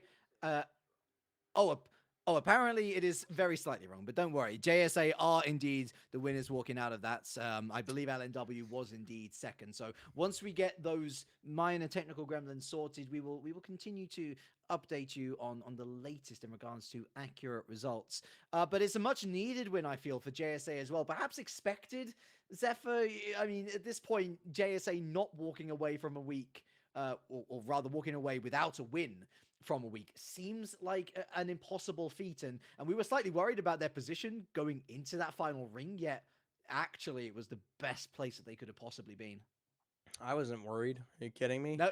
I said if JSA can defend this, which Yeah, they did. they can, that is literally God's spot. I mean, there is literally no way you lose from that position. And you saw in the end, they made short work of just about everyone on the low ground there in Harvester. So for JSA, it's a solid start for them now, but we'll see how they fare. Let's take a look at the overall leaderboard here, where, yes, they do finally find themselves within the top 3, but look at the disparity in terms of point differential. Sure. EOS is still technically 25 points ahead, Lust a full 10.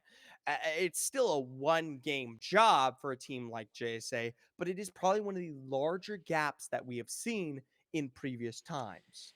You do not want to drop a clanger of a game if you are JSA on Storm Point match 1. You really don't, because I'm with you.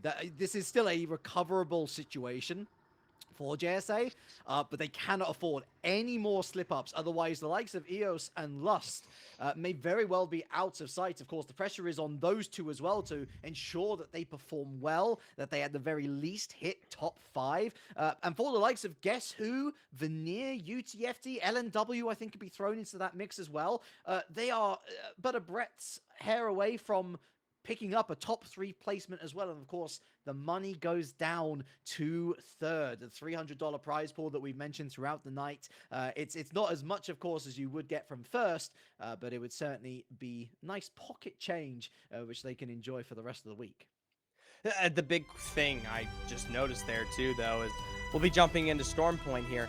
EOS, 12,000 damage. Now, obviously, our board is a little wrong there. Should say JSA on a victory there in Game 3. But it still doesn't change the fact that EOS should have been maybe in a position to win 2 games with 12k damage. That is just absurd. We're talking 4k up on the board after every single game. Those are some real numbers. Sort of numbers you'd expect from JSA, wouldn't it? And I also want to give so much love to our wonderful producer, Etsky. Technology can be a real pain in the butt sometimes, and he continues to do an incredible job trying to sort it all out. So thank you very much, Etsky. Let's give him plenty of love in chat as we look towards our first ring for Storm Point. A focus in on Command Center, almost likely. Big concentration down on C-Note Cave, I notice, as we begin our coverage with Rollers GFs. Oh, this is the big question for me. Obviously, now for a lot of these squads, some have played against each other, but always when it comes to a new split, we readdress these drop spots, these places of contest, and right off the bat, Rollers GF have found a squad ahead. East of the fish farms, they're looking to infiltrate this building immediately. The Vault's so good for these close quarters. The RE45 can be pretty decent as well. They're looking to cover off all access of this building before the team that they are chasing escape. They've already made it into the second building. The pick here is potentially going to come through. A little scrape of the shielding. There we go. The team that we're encountering rolling round, getting good shots away on Ashby. Some artillery coming down as well. Roller GFs, not exactly with a healthy advantage shield-wise either. They've sort of picked up what they can and went on the hunt immediately, looking for those early KPs. Yeah, at this point here, I mean, it's almost just the best that you can do. What can work out with right off the drop? It looks like Wraithy will face difficulties off of this assault here. Ashley takes damage of her own. While yes, she finds knocks onto Libra, she faces far too much damage. Roller's GFs are officially eliminated. It's WKL on top. And I believe that's the first squad that WKL has dropped all day. So new map and new hopes for WKL, looking to escape that relegation zone. Of course, one of our rookie teams heading into Split 2, and it's such a great boost to the morale when you're finally able to bring something together, and it all came from their courage to turn around and engage the enemy face to face. Really nicely worked there from WKL, and the spoils are theirs. Purple shielding and blue shielding for Libra Eyes and Woomy moving forward. Ooh, I can see that kill feed that EOS are rearing their heads, already finding 2 knocks there. It looks like they face double themselves, potentially. I have to tune in maybe just a second. EOS obviously 1 kill away from reaping the second squad here on the Storm Point lobby. It looks like they're on the run. Standard Shy with full thirst. Yeah, so Jasmine goes down as WKL continue their nice and rather picturesque sprint up the beach. They do have a long way to go before they can reach the vicinity of the command center. And it looks like their utility pretty decent, and it's nice to be able to have these moments as whoa, the kill. Forget what we're looking. I mean, lovely picturesque scene, sure, but that is picturesque for the likes of JSA and Lust. EOS, the second squad gone. EOS here, currently in the lead, 56 points to this roster's name. Now going to be scratching their heads back to the drawing board, back to what will be Game 5 here. This is the perfect opportunity for JSA and Lust to push themselves to the very top, because I think between the two of us, I think they're going to be still sitting at 56 points after this game. Yeah, their advantage is so that they might just get away with a good result for JSA or Lust. I imagine that if either of them do have a good game, they will more than likely take the lead overall, but it won't be so much that we'll see EOS completely left in the dust. But nevertheless, the match results working if you want wow, to see it. It's wild to see that early. I mean, the only comparable drop is JSA from game number 1, but I don't think there's going to be any early elimination here. Zephyr looking so strong already. Purple shields across the board, lots of utility to use, and confidence restored after that game 3 win.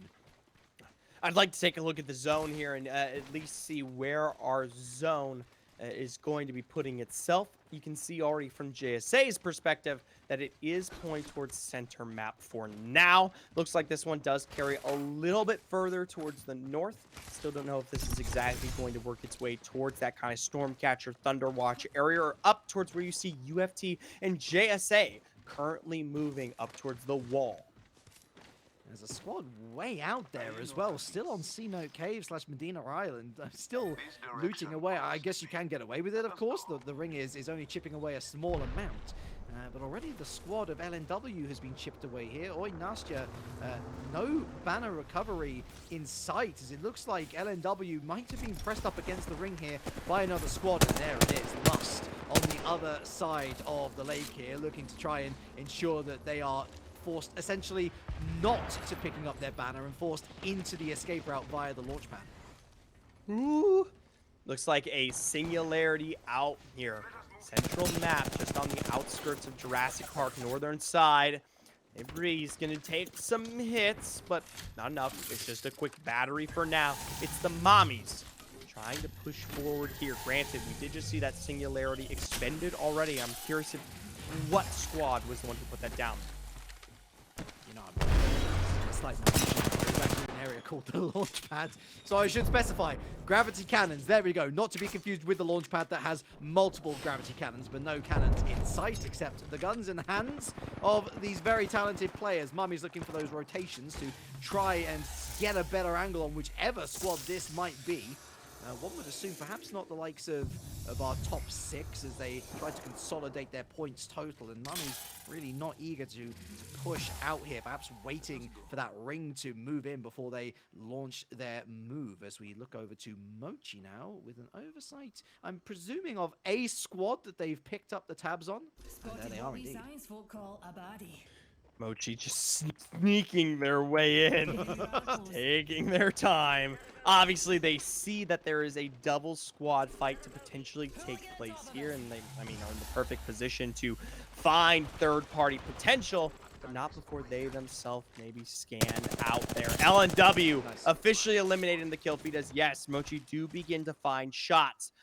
We do get a look at this zone, by the way. It's carrying even further north than I had expected. We're going towards the outskirts, the hillside towards the west of High Point here. Look to play towards the high ground. That's as simple as it gets on that one, because that one is one of the most giant disparities that we see in terms of verticality on the entire Storm Point map. And it's near a place which actually, I guess, holds a lot of art and history for the Celestial Cup, of course. The very final map of our very first finals in the Seoul League were held within the confines of the wall. And so just a little bit east of that location is going to be well known to the likes of JSA, which who of course confirmed that first final victory. The shots coming through from GGs, who again really do need the kills at this point as they lie inside the bottom 5, if I remember correctly, not picking up too many points from their final game on World's Edge. Stay, Vane and Sinning Queen, they've had their moments, but this would certainly be one of the best opportunities to try and find their way up the scoreboard. Mummy's eliminated, no doubt, in that engage that we were promised earlier.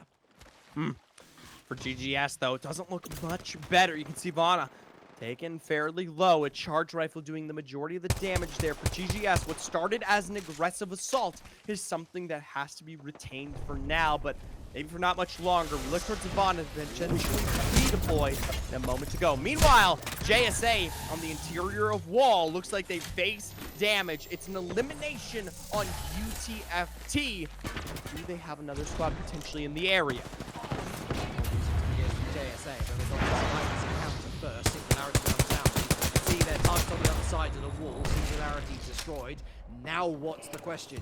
Sab's looking to try and pop that, and it's Veneer, I believe, who's looking to try and pick off JSA, but I feel like they might have just rotated out here to survive another day. It's very easy to look through the smoke and to spot the gamer tag, and JSA continue to assault. So it's not Veneer who are continuing this assault. I imagine it is another squad, a third party, so to speak. And they do have tabs on these guys, Zephyr, but Janie once again caught up from behind. Ooh, taking damage from behind, not enough to get a full knock here. JSA, though, we know for a fact that they just need to finish the job. It's VSK. Thankfully for them, it looks like Sabs and Janie are successful, maybe getting themselves some health there. Janie's taking some time for a bat. They need to regroup. You can see them taking shots, not just from the north, but also from behind. It's Veneer starting to make their way forward. A big break, but JSA, no! Ava dropped on her final moments here. This Valkyrie now looking to potentially be like, hey, JSA maybe on their way out. A Singularity has thrown, but it is quickly eliminated. Veneer, they force their way inside. Oh, and they managed to survive that assault as well. Down goes 2. Jen down, Inceptulus and Shiro is 2v1. The shield is really helping, and JSA, for the second time today, don't make it to the top 10. Zephyr Veneer moving in. They heard the shots. What a beautiful third party. JSA, I'll say this, they just took so much focus there the last 3 or 4 minutes. They did their best to take out as many squads as they could that tried to assault upon them. Now, I will say, we look at the overall leaderboard, those are 2 massive names, no longer already in the action. Lust, still alive though, in second place currently. EOS with only 56 likely after the end of this game. For Lust, it's the prime opportunity to put yourself in first. Yeah, EOS no doubt going to be breathing a sigh of relief. I think that will be a celebration party if we do see Lust drop before we hit the top 10 as well. Nice girls, of course, we're currently with here. Look to rotate around. They've clearly got a squad held up in this house. But whether they go for the engage is an entirely different question. They've got the choke point here to try and navigate through the ring on the other side of this complex. Woo! Nice girls, though. Still got some time to work with. I'd like to see them maybe start to work their way towards the west. Obviously, some defense from Team Nothing and many others, it looks like. 3 squads, all in front here of them before they make their way forward. Obviously, Team Nothing, the spot you want to be. You'd wonder whether it'd be rotating round to the gravity cannon, but even if they were to rotate round the mountain, there's another squad stationed just south of them. So, Nice Girls really picking the poison is the choice ahead of them now. They're going to try and slide through into the complex. They have successfully infiltrated, and they presumably do know about one squad being in here. Lasagna going on the engage, and now it comes to PK. Big shot found here as Nice Girls look to take over the establishment. Woo! Nice girls, they take some time to heal up, but it's not before an ordnance does land. That thermite not finding damage, but it does tick. They've got information to work with, but I like this more. We saw a read on that map. We saw that Nice Girls had the hardest rotation ahead in terms of putting themselves in a position to play from. Where they land, though, that's a big question. Team Nothing was just in front of them. But for now, round 3 closing. Other squads, Loch Nessies on the southern side of the map. They themselves have to keep moving as well. Looks like they've got someone just coming out of Command Center that they look to take advantage of. Good shots from 30-30. This ring a little bit more devilish, focused like a rat at the moment. It's maybe joined by one. Yeah, so guess who's eliminated? I believe that was the squad that we just saw in front of us at the very least. And Mochi's gone, and Control Freaks are gone. This is a lot of squads dropping in quick succession here. A shame for Control Freaks and Mochi as they were inside the top 10 before the beginning of this match. Nice Girl, they've dropped Lasagna. They had to try and navigate their way past 3 squads. I imagine that Team Nothing has turned around and sort them out. GG's eliminated as well. 9 squads remaining. Nice Girls continuing to move forward. Nice drop there on Sammy, and are they able to find the second? The PK comes out through and seeks out another with the R301. Nice Girls only down to 1, and Nice Girls I should say gone. Arc gone, and it is Team Nothing that wraps up the kill. Team Nothing, third party in the end. Obviously, Arc had set themselves up on this high ground, this particular spot to play from, this kind of god spot that I discussed at the very beginning of this game. And with that redeploy, Nice Girls put them in a position where it looked like anyone was going to be able to find success. We tune in with Lust. This is the squad on the top of the board right now in second place that truly need this win if they want to surpass EOS. Still, though, in the middle of the zone, currently in the middle of the hill, they need to start making their way up to play just for that edge, the back end half. This cave system, though, it's going to be so difficult to defend here. Flower Power also doing well. Much more like it for a team that has found lots of success on Stormpoint. I believe behind JSA, they're probably the most successful team when it comes to Stormpoint. Of course, they're just south of the ring here, and they see going uphill, that is Lust, who have no doubt continued to breathe sighs of relief as more and more squads drop. It means better and better placement points for them. Of course, they're going to try and third party on this situation. The uphill battle, the sort of scouting of the area does at least reveal some elements of what they can expect lying ahead. Flower Power and Princess in particular looking strong now with that shield recharge. They look down the hill. Got to look both ways before crossing the street, of course. And now potentially looking for the engage. It's another bit of artillery strike as Miss Dopey crosses the road. They look to try and use this rock for cover, and they are inside the ring just about, I believe, Zephyr. It's all about looking downhill now and catching out the squads that have to rotate in. Ooh, still, that Flower Power does find drops onto Renee. This is something that will give them the opportunity to make their way up this hill here. Gravity lift in play. This is going to give them the option to push more forward than we'd expected here. One final member left alive there, taking towards the own Nice. gravity lift that was extended. Lust are officially killed from behind. Flower Power, they take away their position, and now they themselves in much better positions. Looks like, though, Veneer, they look to capitalize in this moment. Reticent immediately eliminated. Really just sort of like sighs of relief. They've taken their last breath, at least in this game, Lust. They don't make the top 5, but good enough, you would say. Surely looking towards the top of the leaderboard, I would imagine. Nice engage here. Again, once they have an uphill battle, though, might unravel before their eyes. No, they take down Loch Nesses, but there's a third party. We see Shiro becoming the new kill leader. The fact that that's only 3 kills, Zephyr, really tells us how closely matched this opening Stormpoint game has become.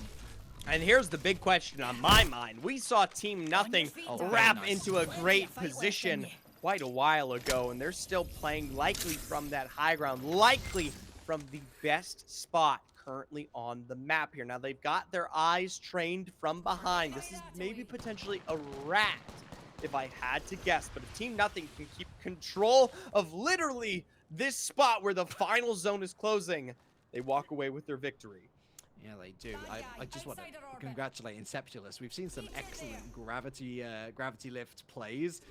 That's excellent. Getting the gravity lift over the dangerous piping area and then the punch into the little divot to get the revive off. It really does prolong Veneer's chances here, even though they are definitely not in the best place. But they've managed to recharge their shields. They've managed to pop their packs. And we see Jen here looking to rotate round, looking to get that one up on Team Nothing. Tough to say. This climb is not exactly the easiest, but I think they might be able to just sneak in here. If they pull this one off, well, don't think it's a chance happening. Obviously, with Seer on all of these rosters, it's very quickly spotted out. And Sepultus just putting some shots down. You can see, yeah, Team Nothing has already begun to extend focus. They find shots on the Sepultus. They know what moves are in store here. It looks like the rest of these teams are going to have to hug walls against this particular high ground. And you can see they're trying to find shots on Veneer now across the way. We've still got that lonely rat, and I can't... Well, actually, no, Nope, we don't they're have gone, that lone they're rat. They are gone now with TLM ultimately eliminated. Good placement points again. I'm not sure if they got any kills, but they continue to stay alive, and that is the name of the game, especially if you are a newcomer to the Celestial Cup. We see that there is a big focus on Veneer from Team Nothing. Strawberry, Violet Rain, Light Years. They've got to watch out, though, because here comes the rotation round from Veneer. That's a pick on the shield. Shiro's doesn't drop. They're going to pop the shield battery now. Inceptulous and Jen continue this fight. Team Nothing perhaps caught out in their own home as Veneer might choose to strike now. They certainly have. They look to rotate round on the eastern side, and Team Nothing all of a sudden surrounded on both edges. And now it's left up to Light Years just to keep this one going for now. Meanwhile, Veneer, they continue moving forward straight into the hands here of Flower Power. They've got themselves at least an interceptor pylon to work with for now, but it's still just up to Princess in the end. Flower Power eliminated. It looks like Team Nothing, Lightyear, does survive to at least secure second place, but now in the face of 3, she will quickly fall, and Veneer are your champions. Well, well, well, here we were thinking that that was almost an assured victory, but Veneer surviving that early overlook. They were spotted, they waited, they very much procrastinated, and then they struck when they were basically just left to their own devices. Perhaps a little bit of complacency from Team Nothing, putting all focus onto the wrong team, caught out from behind. And although they do place second, Veneer with 10 kills, 12 placement points. That is excellent for them as they no doubt secure their survival into week 2. For Veneer here, this is a big game that will keep them going forward, and it goes to show that maybe they truly just did deserve the win there. 10 kills attributed towards this squad, the highest in the lobby. I will say we look down the leaderboard, obviously Team Nothing with their second place finish, but Lust, the squad that we talk about when we look towards that overall leaderboard, did not accumulate as many points as they particularly needed to surpass EOS. So it's very likely that when we do see that overall leaderboard, they will still be in the lead here. But hey, 2 games left to go. TLM, Loch Nessies, WKL, GGs. I want to give shout outs to all of you. Difficult days at the office so far, but picking up crucial points that might be the difference maker come the end of the day. But let's swipe on over to the bottom side of this leaderboard. Not pretty reading for the likes of EOS on 2 points, for UTFT, donuts across the board. Same for LNW and Roller GFs. But once again, JSA throwing up 6 kills. So they made it just inside the placement points, but once again, their aggressive nature dragging them further up the leaderboard. It's tough to say. I mean, it really wasn't even aggressive nature from JSA in this game. I mean, they were just pushed between Iraq and maybe 3 teams, right? I mean, there were so many squads in wall that just kept continuing to punish their movement, their rotation. They took out UTFT, and then they had to contest against so much more on their way towards the west. And in the end, they were quickly just a final snipe out there, and then that was it for the roster, because I mean, everyone knows what it means to capitalize in those moments. They gain points on EOS, they lose points to Lust, but it is Veneer that came out on top in match 4 of the day. Storm Point is where we're going to remain until the conclusion of week number 1. Match 5, game 2 on Storm Point is coming up after this.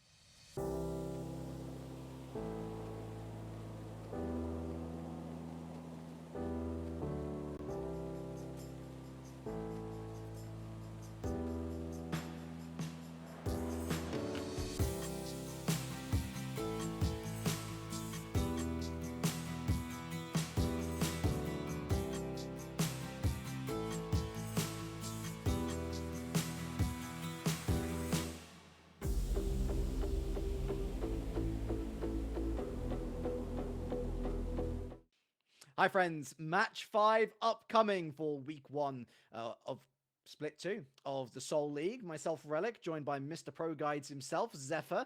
And Zephyr, it's another game and another winner in the form of Veneer. Lust of the top 3 coming out on top with the most points, but not enough really to create distance between themselves and the likes of JSA or even EOS. We believe that they haven't actually taken the top of the leaderboard. Yeah, we say that, but let's actually see exactly how many Yes. points sit themselves at least apart here.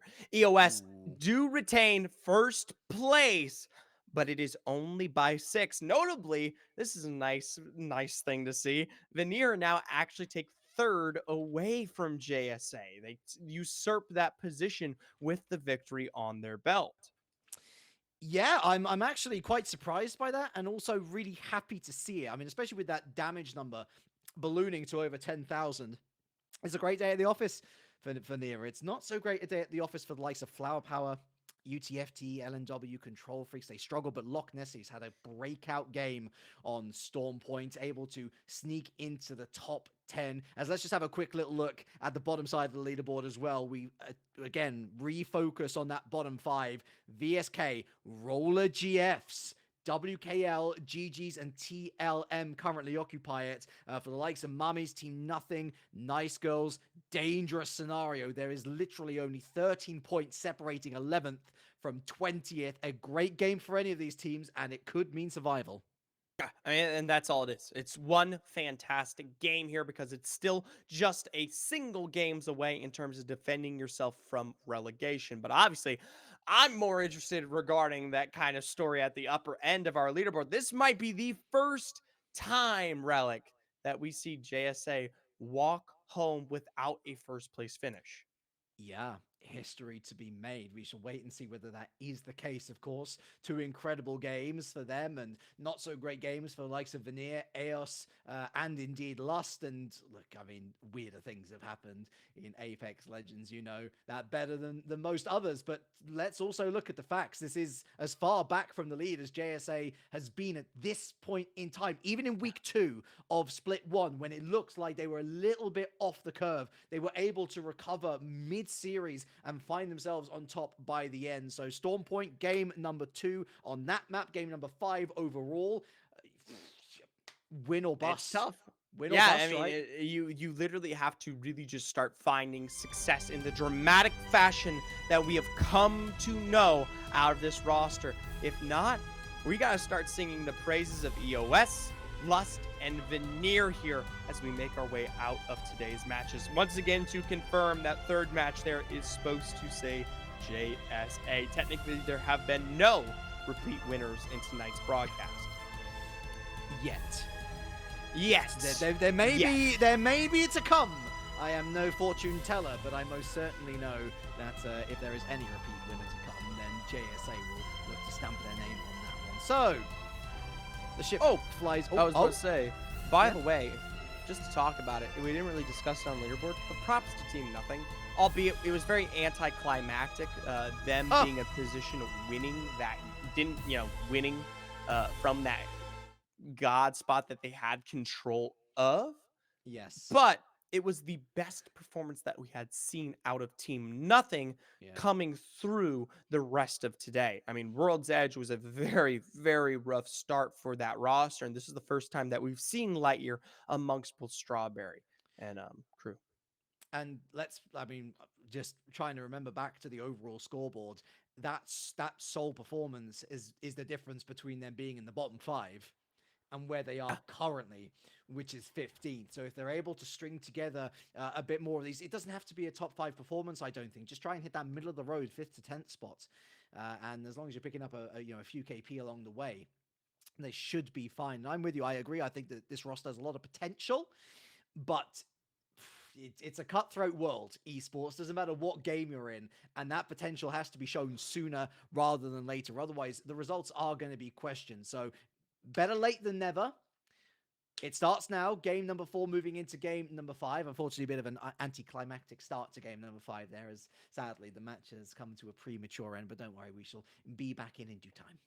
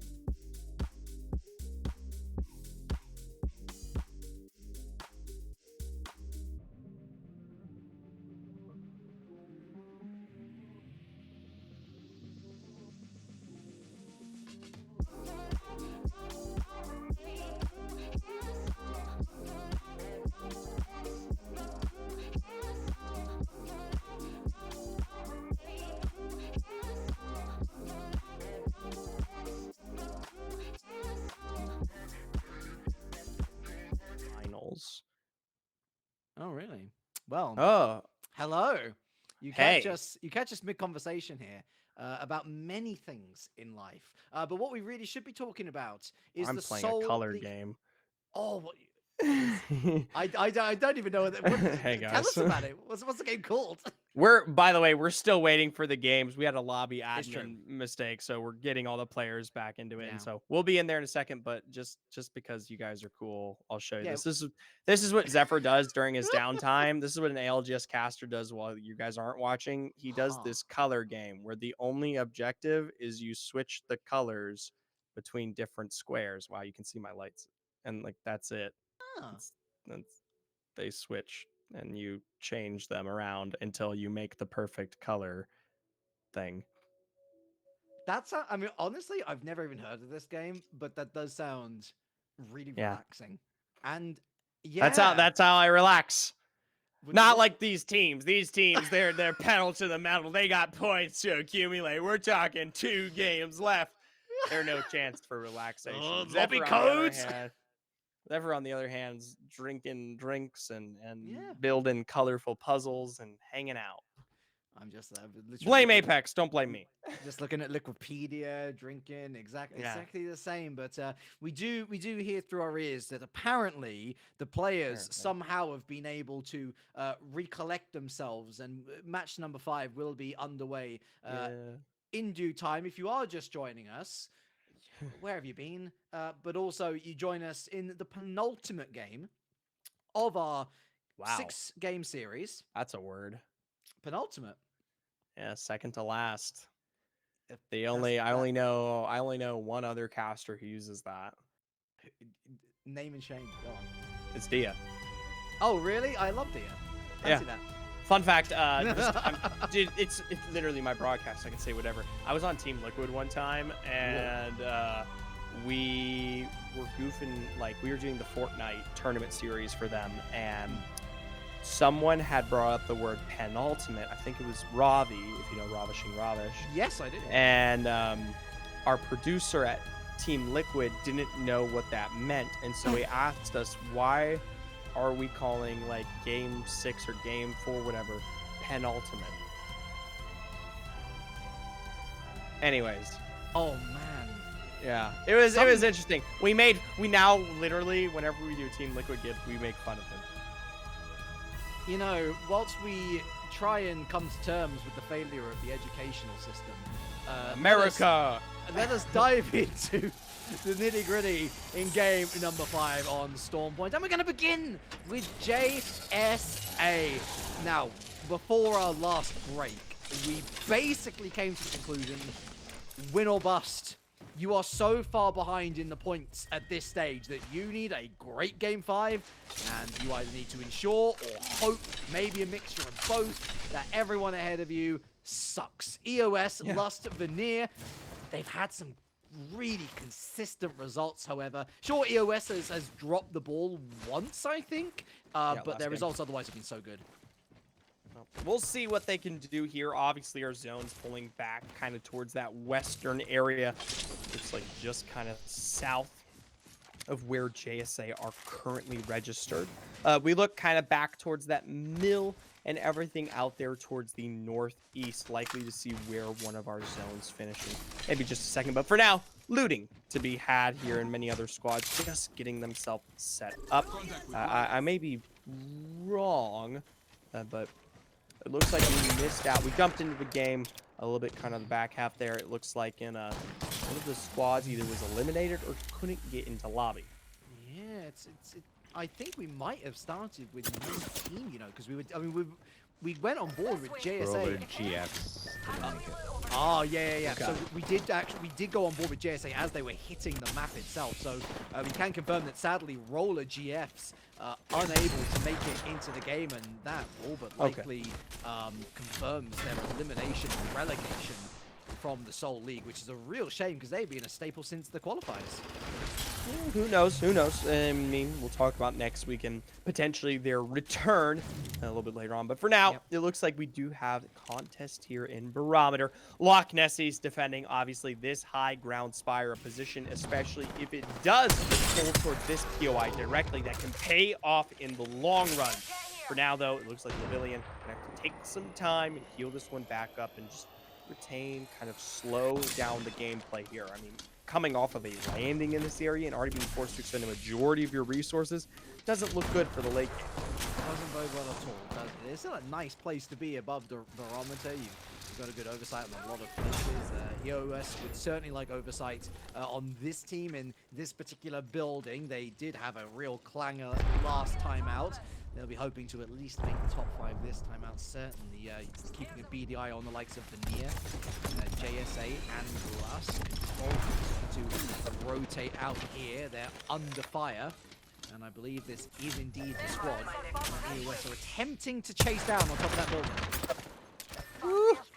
Control Freak's favorite, trying to find some angles here for herself. 30-30 available to provide damage where it counts. Does have replay available for now. Just kind of biding their time. It actually looks like they're going to start pulling back in a ways towards the edge, the southern choke that leads more directly towards the south side of Barometer. It's a nice choice to rotate. The angles are always against them, and even still, we see a chasing squad. Might actually be a third party, or just EOS on the hunt. GG's becomes technically our first squad eliminated on the map. Our second squad overall, with Roller GFs, I should say, not making it to game number 5. And just looking to pick up a bit more loot here, looking across the way, and Mummies, are they indeed a third party in this situation? They are not actually on the side of the map, although they are engaging here. Nice shield break on the horizon. I was about to say, this is the squad that just wiped out what we saw there a second ago, and now they're defending against what looks to be what could have been a third party, but it looks like Mommy's got themselves into a prime position on this building across fairly quickly, and were able to revitalize themselves. And with that beam, with the others being shared, they seem fairly okay. It does look like, though, yes, WKL have set themselves up right on top of the Mommy's current position. Now, good news for WKL. Good time in game number 4. Bad news for WKL fans. They didn't have a good enough time because they still find themselves in the bottom 5. Unfortunate, but that's just how the cookie crumbles sometimes. They have boxed in a team into this little hut. And I imagine they would very much like to get some picks, but it's Woomy who almost goes down a peak. Sees the Seer go down. That's dangerous. And Libra Eyes and Cams are trying to identify where the people come out next. Well, Woomy is thrown out here as, whoa, what a mess we have here. It looks like the Mommies have made their way outside of the building, but they are met by more than just WKL. Still, though, WKL facing the brunt of the damage ahead here. The Mommies now distracted on this third-party roster over on the side. Libra Eyes readdresses position, finds high ground, does put damage back. Meanwhile, it does look like on the interior there, facing some particular knots. It seems every squad paying the price here in Gale Station. And guess what? The zone on its way as well. I was going to say Lust and LNW, they're part of this melee, and Lust has paid the ultimate price. That's our second place team going into game number 5. Let me tell you, they're not going to be second placed for much longer if the teams that we know are above and below them perform as well as they can. WKL retreat. Mummies, they're down to just 2 players, and Lena Babina, well, they've got 3 Phoenix kits. It's time to pop them. It's time to pop them, Lena, before you get out of there. Certainly trying to just watch their backs, because there is a team, I think, still behind them. Now's the time to run as they look to escape the ring and pick up some good utility on the way out. Sucks for them that even the minute they begin to breach that zone, we talk about mobility. Yes, Horizon does offer some, but it's nothing in comparison to the kind of Valkyrie reposition abilities that we've seen time and time again. Meanwhile, that kill feed, it looks like Nice Girls finding a complete knock there on Violet from Team Nothing. Something similar to what we were seeing in the other game of Stormpoint, where we saw the 2 meet seconds ago. For Nice Girls, they're still working their way into zone, but not before we may potentially see them finish off the Team Nothing squad.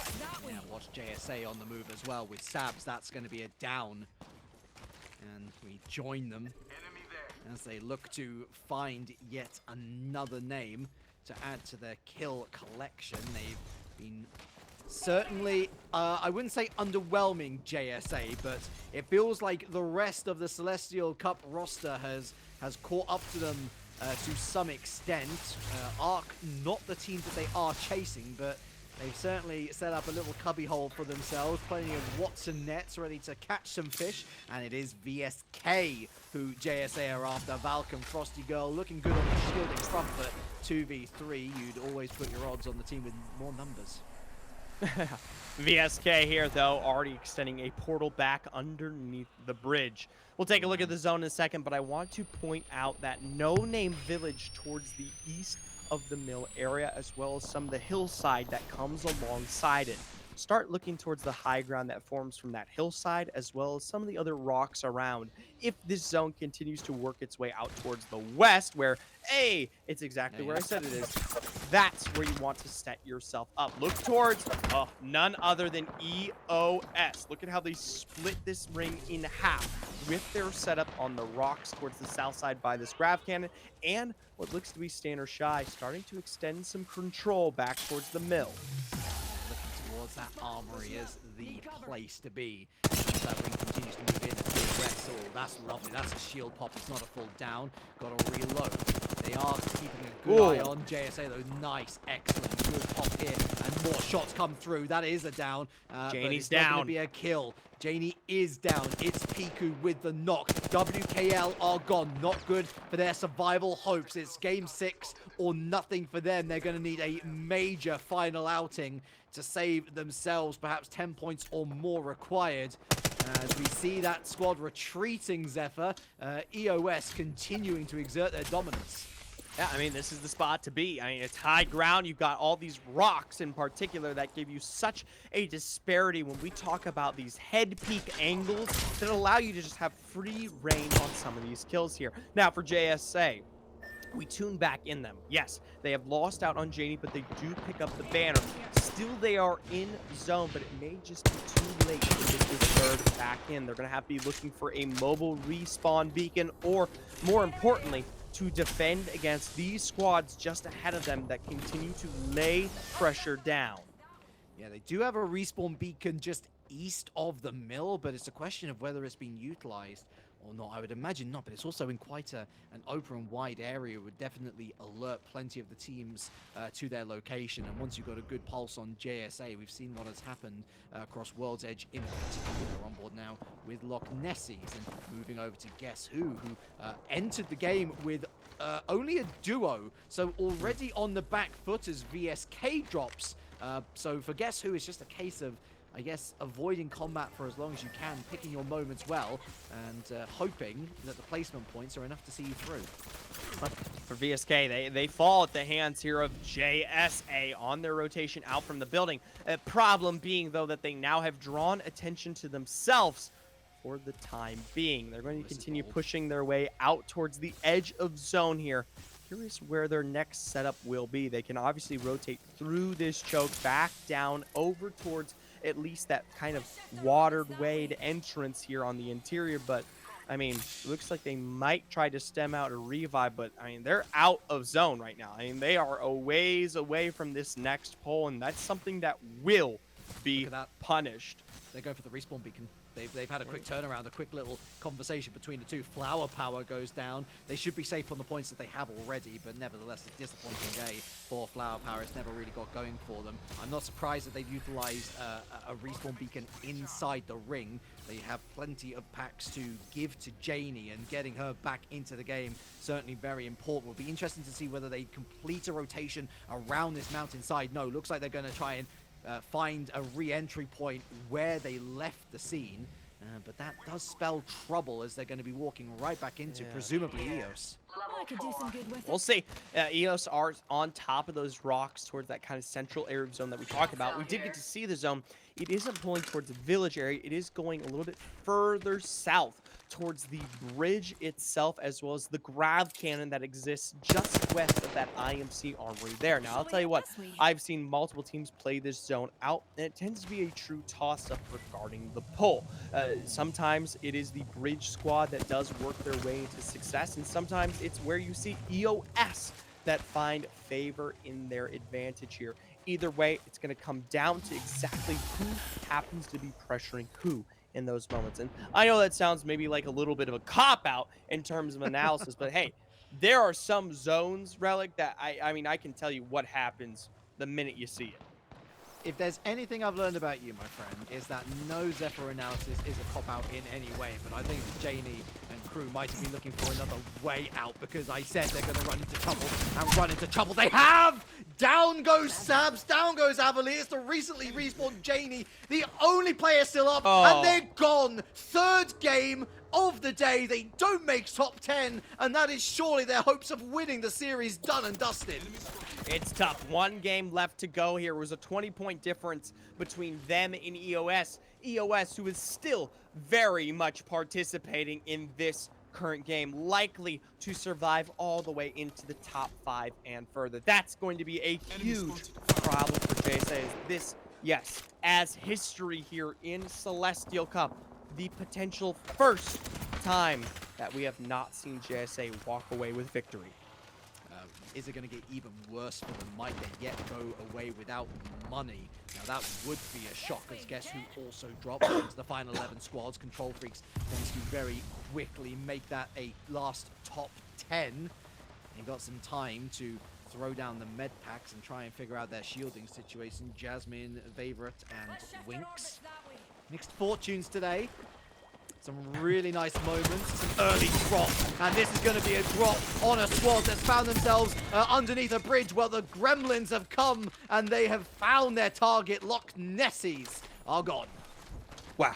Loch Nessies, they try to take this one away, and this bridge is a power spot to potentially work with when we talk about the way this zone works into it, and it's still a spot that doesn't provide protection. Meanwhile, for EOS, they drop from their high ground. They drop right on top of LNW, and they make short work of their position here behind the rock. An absolute smattering here right up against the zone edge. But now they're pressed. That's Singularity. This is trouble. Stanishai's lost all of their shielding, and it's Veneer, our most recent game winners. Veneer on the hunt. Inceptulous lost a lot of health, and Bangalore Smoke Grenade doing a lot of the heavy lifting here as they try to survive and find some shielding. Heavy artillery strike in, no doubt, to Bangalore, looking to try and get some shield knock. Massive moments in this series as TLM is gone. That's not the squad we're looking for here. We're looking for the last vestiges of EOS. They're nowhere to be found. EOS, or did they go? Looks like in the midst of the smoke, Oh, in the Miss midst Exodia. of the action, Miss Exodia Wow. just barely manages to find an escape there. It looks like a grav lift was extended alongside the one that was pulled out there. EOS still managed to survive. And I'll tell you what, Miss Exodia, she's not ratting. She's full sending it just across the map here, right into the open. I don't know how much longer she'll stay alive, but we'll tune back in towards Control Freak, having to defend their current position. A drop onto Angel Side and an elimination of Mommies from behind. Yeah, I think she spotted Mommy's looking to use that grav cannon, and unfortunately it fed them straight into the hands of Control Freaks. Here we go, top 7, still looking after this bridge. Mochi eliminated. That is their best result since game number 1 for Mochi, so it's still not excellent, but certainly better. UTFT, they're on the armory, and now they're under the armory, and I do wonder whether this is the sole survivor of EOS. No, it is a second squad, so Miss Exodia with that massive, remember, can be so deadly in 1v1 scenarios, but she's going to be avoiding any fighting until the top 5, maybe even potentially top 3. Here goes the invasion, looking down in on this squad. The ring has encapsulated most of it, but not all of it. That's going to be crucial for this squad. Oh, but for UTFT, they're forced to hop in towards the other side of the IMC armory in the face of the zone. And as a result, they face Nox there. Pretty Bold Mavana from Nice Girls finds this drop. Julie Lax is still alive here. They still can potentially get this revive off. Meanwhile, Veneer right on top of Control Freaks, who have moved themselves underneath this bridge for now. Ordnance thrown out, grenade to drop in Sepultus, finally finding her way towards this low ground. A quick beam with the flatline, a drop onto Jen, but not before she on her own squad faces Nox. Control Freaks very quickly wipe Veneer, the second squad that they've eliminated, and potentially now in a prime position, put themselves on the top of the leaderboard. EOS are gone. Taken down by Pretty Bond Girl, Miss Exodia. Great to help her squad at least hit top 5. I believe they do have some kills to add to that as well. They picked up the massive Lupelia. That is excellent for them, as good this spot. UTFT team is going to find themselves out-rotated, essentially. Lots of Watson nets down. And, oh, great pick on the revive. Whoa. Lovely work from Lupelia. The shielding goes down. The UTFT still survive somehow. Rotating back in on barely any health. They are able to pop this med pack, but they're down to one player. Arc eliminated in the process. Arc is eliminated here. Lupelia now forced to move with the zone closing in. Will try to extend a battery for now, but she's done so much work onto Nice Girls, and because of that, I'll tell you what, from this bridge, Veneer, they have such a good sightline. They got all the health in the world, all the resources, and everything to spare to provide coverage here in these final moments. This poll could not have worked out any better, and you can see that it is just duck hunt from this perspective. What did I say? We haven't had a double winner yet, and Veneer have put themselves in the prime spot. Massive pick, and UTFT's gone. And now a 3v3 situation, but one from too far away a distance to now be covered from Veneer. They've got damage to work with, and now an exhibit down. Thermite in play here, it finds it sick, and it also finds its knock. A quick leap over the Trident, and Veneer, they start making short work of 2, short work of 3, and pick up the second victory of the day here in Game 5. Yikes. Yikes. Oh, wow. I mean, we didn't have a champion screen. I was very confused. I'm like, call them as the champions. Call them as they deserve to be. They have played the last 2 games to perfection. And considering that they were able to outmaneuver Team Nothing and Flower Power, I mean, that kill count really says it all. Not for Veneer, but for Nice Girls. They didn't even place first, and yet 13 kills technically means that, much like Eos earlier on, they've actually won the match by 1 point. So for Nice Girls here, from their position within the IMC army, where, I mean, they were holding out for quite some time in their rotation towards it, I mean, they pick up a huge net of kills to work with, but that still doesn't change the fact here that even with the win on their belt, Veneer are in a much more applicable position in terms of our overall leaderboard, especially when we start comparing them to teams like EOS, like Lust, like JSA. Yeah, let's throw ourselves over to that second side of the leaderboard, because that's where we're going to find the likes of JSA still picking up 3 points, but only 4 in total. Loch Nessies, Guess Who, Team Nothing, Flower Power, 1 placement point apiece. And of course, a little bit of a scuffed final side to the leaderboard there. That's because Roller GFs didn't even make it to the map donuts for all of those teams in the bottom 5, including Lust, who were in our top 3 going into this match, Zephyr. Now, Veneer with 21 points, I suspect may very well have at least taken second place, might even have taken the top of the leaderboard. No. Not No okay. way. So they might, yeah, second probably more likely. EOS with 10 points, I think, from this game, wasn't it? So they may very well stay in first place, but you got to be worried if you're Lust. Clinging on for dear life right now is the about. kind of namesake for EOS. I mean, there's no chance that if they put up a performance like that in Game 6 and Veneer show up once again, that they walk away with victory. Right, we're going to take a little look at the overall scoreboard on the other side of this break, and there lies our final match of the day. Game number 6, wide open field. Who's going to go home? Our week 1 winners of Split 2 in Fall. Gonna have to stick around to find out.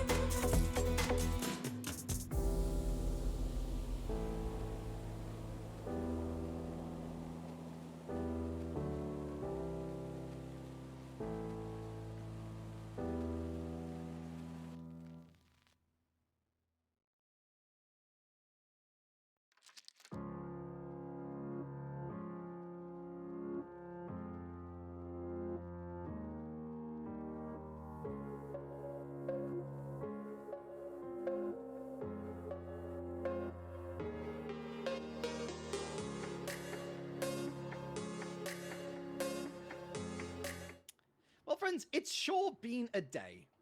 It's been a day where heading into game number 6, all 3 of JSA are not inside the top 10 for kills. That's the sort of day that we have been having. Wow. And it's a sort of day where it looks more and more likely, Zephyr, I'm Relic, by the way, lovely Edsky on production. It seems like the sort of day that will conclude with JSA not winning a series for the first time in Soul League history. Now, it is but a brief history. We've only had 4 of these events being qualifiers for Split 1, Week 1, Week 2, and the finals of Split 1. But nevertheless, it's the dominance and consistency that they've shown, which would make this potential result, whichever way it goes, such a shock. Well, we'll have to see. It's whatever way it goes. So that carries us over towards our overall leaderboards, where we can confidently say, or at least we think so, that EOS, yes, still retain position in the lead, but it is only by 3 here. Oh my gosh. I think we've seen JSA have some 30-pointers, right? So yeah. Mathematically, realistically, or let's say optimistically rather, they're not out of it. Realistically, not looking great. It appears to be a straight shootout between EOS, Veneer, and Lust. I'm surprised that Lust actually didn't lose as much ground as I thought they did overall, picking up donuts across the board from Game 5. JSA also got to watch out. It's not just ahead where they need to look, but behind. Nice Girls breathing down their necks. Control Freaks, UTFT, Guess Who, Mochi, Flower Power. They round out your top 10. They should be safe for another week. And Mr. Etsky, let's take a little look at the bottom half of this scoreboard, where LNW, Arc Mummies, generally 20 points, and you are safe.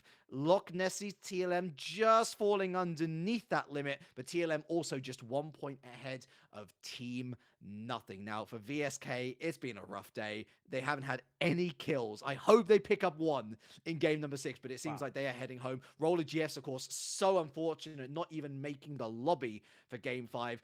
We know that they're a great team, Zephyr. If they turn up for game number 6, and if they have a decent day at the office, I say a decent day, they've got to have a pretty good day, let's say. They've got to have 9 points, 10 points more ideally by the end of game number 6. And Team Nothing as well struggling.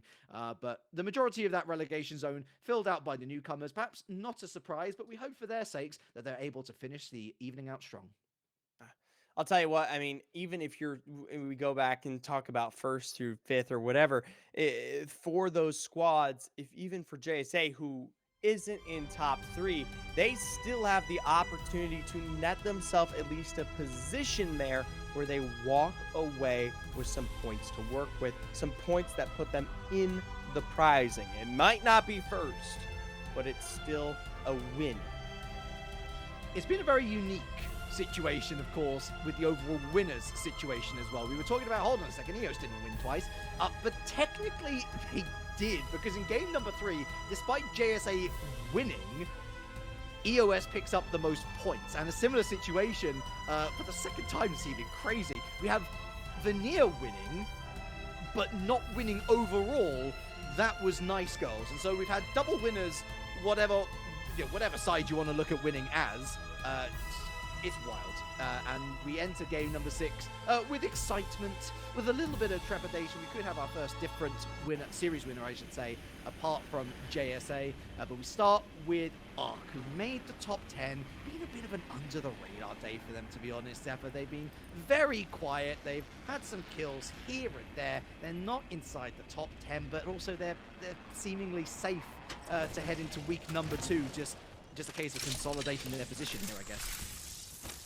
I'm very interested to see kind of these final embers of gameplay, because for EOS and Veneer, they've both had excellent starts in multiple games, and it could be anyone that potentially throws a wrench in their plans. It could even be Arc at the end of the day, who might take this one away from them, because for all these squads, as good as they have performed, we've seen fine examples throughout, whether it was Stormpoint or World's Edge, where they have at least kind of walked away with a rough game, where they kind of got knocked out far too early. it bodes well for the competition going forward. As much as it's always fun to find a top team, I think it's even more fun when that top team is given some real competition. And as we can see from the overall team kills, I mean, that would have been dominated by JSA week in, week out, and yet they find themselves almost 20 full kills behind our current points leader and kills leader, EOS Veneer. I'm watching out for them in game number 6, though. Of course, they've now won 2 games in a row. They are the only team to win on Storm Point this week. Miss Exodia, worth mentioning as well, taking to the top of the kills leaderboard. They're in great form at the moment, Zephyr, and there's nothing to suggest that they can't keep that going and potentially pick up that elusive first win. Yeah, I mean, there you go. Miss Exodia, Snare Shy, Odd, you know, all of EOS sitting there in the top 4 alongside Stanner, Shy as well, and Ava to wrap out the top 5. It's final embers. I will say, definitely some of the best gameplay we have seen from EOS thus far, and I'm glad to see that there is something a little bit more equivalent in terms of skill level. We'll pull back and look at zone in a second, but for now, Loch Nessies, a fight ahead of them. They've got a squad just above at least this position towards the north. They had to pull back for the time being to get themselves set up, get some recovery, but now maybe start to look for angles that do not put them in any benefit. That was a nice snipe from the charged rifle. As Loch Nessies, remember, they're in a precarious position. To the 20th, dangerous, down goes. Oh no, down goes Vfey, and oh no, Loch Nessies, not like this, not like this. I noticed that we started with 90 squads as well, so I think Roller GFs has been relegated. Loch Nessies might very well find themselves amongst that number as well. Oh my gosh, Loch Nessies here. What a sad run in terms of today's tournament. We've seen them find performance in the fast, but it just didn't seem to shape out. Obviously, towards the bottom there, we'll have to readdress this potentially next week. For LNW, though, they're more than happy to walk away with the 3 extra KP on their belt. I know for a fact LNW, a fan favorite at times. Oh, GG's. They were in the bottom 5 as well, so we bid sayonara to them. A lot of these new teams will have a lot to learn. The Celestial Cup is gaining ground and gaining a lot of notability, and for many good reasons. This is the place for your women's Apex, and I guarantee you it's only going to get better. Just a quick return, actually, to that point and the improvement that we've seen from EOS over 2 weeks, Zep. The Celestial Cup finals held just a few weeks ago. A reminder of the points at the end of Game 6. JSA walking out winners, comfortable 97, some 43 points behind were EOS. Now look at them. Neskins here looking for some angles. Charged rifle, Sammy extending herself further forward to pressure this team back. Question is, the rest of the squad arrives. Fences to lay down. They're taking this building away piece by piece here. Neskins with the R99 looking for some angles, but an Arcstar will push them back for back, and from the roof, they're taking shots. On the roof and down on the ground, presumably, although it looks like they're not willing to give up their position just yet, just on the precipice of the ring as well, looking to re-establish their position in the trenches here. They've got plenty of Watson nets to catch any unsuspecting criminals that might encroach on their territory. Bangalore down as we... Oh, what a transition to BSK Etsy. I don't even know if you meant that, but that was gorgeous.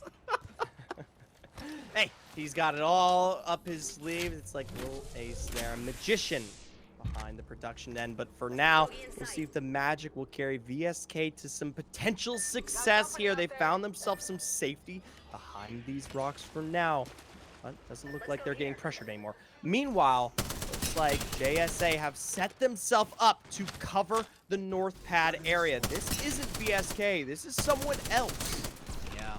It will always irk me that the Spitfire is like this now. I will never forgive Respawn for such an injustice. Control freaks, they're going to feel a mighty injustice. That is worrying for them. They're in the midfield, and to drop out before even the 5th squad has left the arena that's a precarious position. We'll see how that plays out later on in the day, but JSA looking to rotate out now. They see, another squad moving to their east side. I imagine that's the squad that was inside the building, and now they are legging it to try and catch them upon landing. Ava and Sab's already extending themselves towards the edge, and there's that other squad that land with the redeploy. They get a quick beam back here onto Ably. For now, they're going to retain this position, head towards the low ground, play in the dirt. Sab's pulling back as well. Remember, the other choke towards the edge of checkpoint is still available, so technically for JSA, with 2 squads ahead of them, albeit we know for a fact that they can easily take a standard 3v3, it's those third parties that have made them bite the bullet several times in the past. So I like this. I like the fact that they are playing this more paced. I'd like to take a look at the zone here while we still have the chance, especially now that we're sitting on zone 2 and further here. You can see this one is slightly pulling towards that southern region, likely similarly back to where we were just in this last game. Right on the edge towards that kind of bridge line, but this one more apparently towards that no-name village that we've come to know and love. Yeah, right there.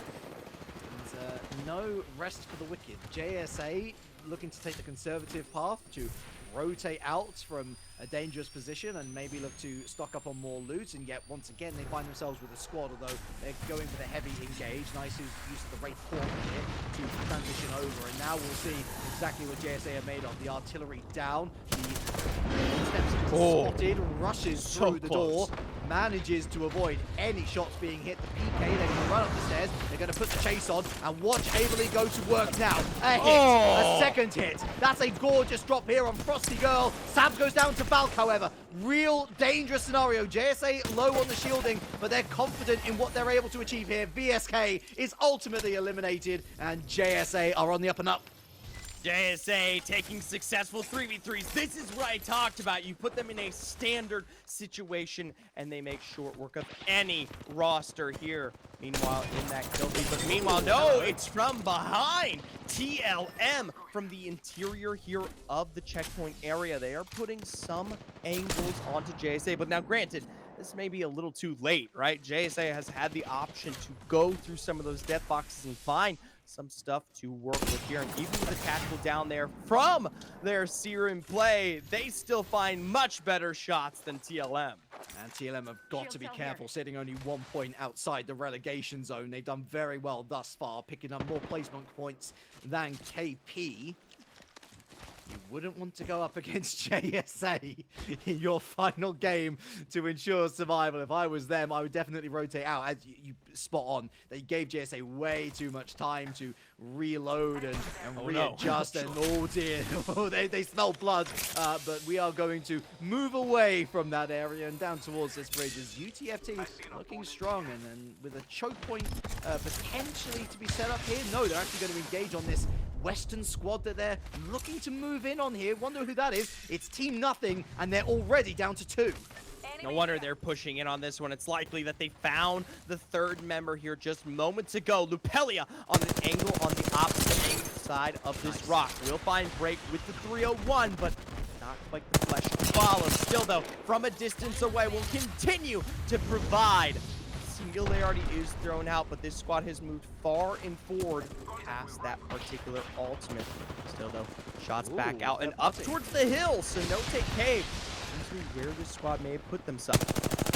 Some desperate artillery thrown from both sides, and the latest from UTFT as they rotate out. The gravity lift is going to have a better idea of where they are. Stationed on that rock, that's a beautiful place. The shield knock almost hits some flesh, I think. And UTFT just looking to try and pop some shield packs. They are back up to health. Lupelia being chased away, and more importantly, Zephyr separated from their squad, desperate to try and get back into formation here, watching out for that squad, which of course they chased away, might very well be looking for sweet revenge for some just desserts. I think smart from UTFT just to continue backing up here, but they backed up into another squad. Did you spot that guy? Oh my gosh, for UTFT, they put themselves, though, on top of the building. And I'll tell you what, they're spying out this one here. Will tick, though, in terms of the scan. And, yeah, that rock that we talked about from the previous game, it's still in play just by someone else. Shots found. UTFT, they just put themselves inside for now. They've got defense. They've got position. They've learned their lesson from last time. Flower Power, they're already down to 2. Giggle Autumn is at least picked up. Oh, Princess! Whoa! A little bit of a scare there as they've actually managed to gain the purple shielding. Almost popped immediately. Is popped. Oh man, that's destructive. WKL drop before them. Flower power. It's JSA. No surprises with that clinical edge. Whew. And you have to wonder where some of these squads are out towards the south. Some that have put themselves towards this kind of no-name edge village. But you can see pings are coming through here just towards the west of Prowler's Nest. JSA might already be gearing up for their next fight, which I'll be honest, I mean, oh, none other than Veneer across from them. This would be huge. Nice frag, actually. Managed to net through the eye of the storm there. This would be... Oh, and there's a third party as well. I tell you what, we were looking at JSA maybe achieving, what was it, 30 points or something, as something extraordinary. What a result that would be, but they have done it before. And if there's anybody who can rescue themselves from 4th position to win the series overall, this squad would be it. It's not going to be guess who was eliminated and lost. Oh no, they've been hanging on to 3rd for a long time, Zephyr, and that is not what any of them would have wanted to see. JSA might sneak into the podium places even already. Oh, I was about to say, with the kills on their belt from their rotation of the north, it might already be set in stone here for JSA, but it's not confirmed. They still need to survive. Meanwhile, out there on the side, ridgeline, hillside here, and tactical drones out, but they don't quite hit JSA. They'll pull behind the rock for now, but they have to be careful. Veneer also on the other angle of this hill, taking shots. They decide, you know what? The mill sounds pretty good. They're looking down towards Sea Note Cape as well. Of course, that is where the ring is ultimately going to find its final destination. Veneer, it's as big a pick for them as it is for JSA, because of course Veneer chasing EOS in the point standings. Veneer know that they can smell, they can touch that first win to be the first squad to dethrone JSA. That's a statement if ever there was one. But still, look at JSA. I mean, the moment that Jen steps out of line, that shield has been broken. Let's explore this way. It's a tough spot to be in for any of these squads. My question is, we know for a fact there were teams like Nice Girls still up there towards the northeast by that Prowler's Nest. Yeah. They're likely maybe to start rotating in as well. JSA extend themselves, even if they take successful 3v3s, they could find their end fairly shortly here. Meanwhile, Exhibit cracks down. Tactical thrown out. All 3 picked away. What a tactical read there from Ava. Yeah, Veneer forced then off this point and forced further into the ring. JSA know that that is a massive tactical victory for them. But do they want to try and press this advantage? They're looking for the shots. More flesh found, and that's a downer. Sure, it is gone. Caught out by a third party. Mummy's eliminated as well. Oh my gosh, for Veneer, they had such a good run here on Storm, but they were only points away from usurping the position of EOS, but I mean, maybe I'm blind, maybe I haven't been paying attention, but I have not seen EOS eliminated here in Game 6. Yeah. Yes, they are still alive, and they are kill leader. leaders as well. Oh, Mochi. Make it one more! Oh, Mochi. Listen, you don't drop Mochi into something wet. It's one of the most disgusting experiences you'll ever, I guess, not enjoy. Just don't do it, folks. That's what I'm trying to get across to you. And EOS with red shielding across the line. Sure, they're on the very edge of the ring here, looking to have, honestly, the greatest distance into the area which they need to arrive in, but EOS, I mean, look, you've got to commend them. They've had a few rocky games here, but roaring back into life. So even if JSA find themselves with a lot of kills in this game to try and pick up the 30 points that they need to overhaul the league leaders, it seems very unlikely from here now. Well, moving on, 8 squads remaining here, some only in sparing entities. We gotta look towards this zone. This one's interesting this time around. It's literally almost identical to the one we just saw, but notably, not as much of the bridge is available. The bridge that was so dominant and how this zone finishes out. Instead, look towards that grav cannon slight high ground. That is your next best bet in terms of position to work with, especially with all of these teams still kind of fighting their way in from the northeast. that little hut as well, potentially to utilize, although the entrance will be closed off, so you'd be better not to use it for too long. We did notice LNW dropping there as well. 7 squads remain. JSA out in the open, happily caught out. Oh my word, that is the entire shield popped, and then some, and the artillery's gonna finish them off. Now JSA, they lose Janie too, caught in the crossfire. It's just Sabs left. I told you, I mean, it is as difficult as it gets coming out here from the northeast. Sabs will try to survive. This Wraith still available in terms of safety. Will have to just put herself up against the rock for now. Meanwhile, for UTFT, Miss Exotic from the EOS roster does find knocks on one, but not before Julilac returns onto Odd. A quick shot from his side. Exodia is still just absolutely reaming through the competition here. Another kill to put on her belt as EOS land another successful wipe on a squad. Standard Shy ticking in zone. Odd is successfully revived. And that's a very important revive at that as well. 6 squads remain, 7 kills. And missing Zodia. Truly, all of the cards have been placed on the table. Now are they going to be able to obliterate the rest of the competition? Nice Girls have done incredibly well to stick around this long. Team Nothing, by the way, I thought I hadn't seen them. They drop as the 6th squad remaining. That might be enough points. That might be enough points to save them from relegation. We shall await the news from that final scoreboard. Just to confirm. Oh, a great shield knock. A shoot on the caboose there. I'm not entirely of who that is. I imagine it's not EOS, though. They weren't over by that bridge area. Oh my gosh, here. Pretty Bon Milvana with the Kraber. Gonna have to take some time to get the revive off and seconds to go. But for Nice Girls, they do still have to carry themselves further a bit forward. For now, Pretty Bon Milvana trained towards this position that UTFT have been playing for quite some time now.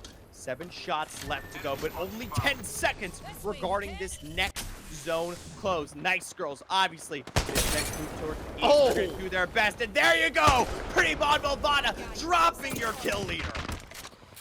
It's not the end that Miss Exodia was hoping for. They had the longest rotation of anybody, and Nice Girls seized the opportunity to throw down the US. Of course, remember, Nice Girls themselves do technically have a win across this series. They picked up the most points in game number 5. Veneer with the overall win coming home as the first place squad. Nice Girls got to be careful, so EOS not completely take it down. Oh, and they are looking to finish off another squad here. They're closer. You might as well take them down while you have the chance. That is going to be, I'm not sure, it's not Nice Girls. What squad is this? To be fair, it doesn't matter. They've been pushed back underneath the gravity cannon. They have to move out. That is where the ring's going to come. Oh no, Nice Girls. It's all unraveling in front of them.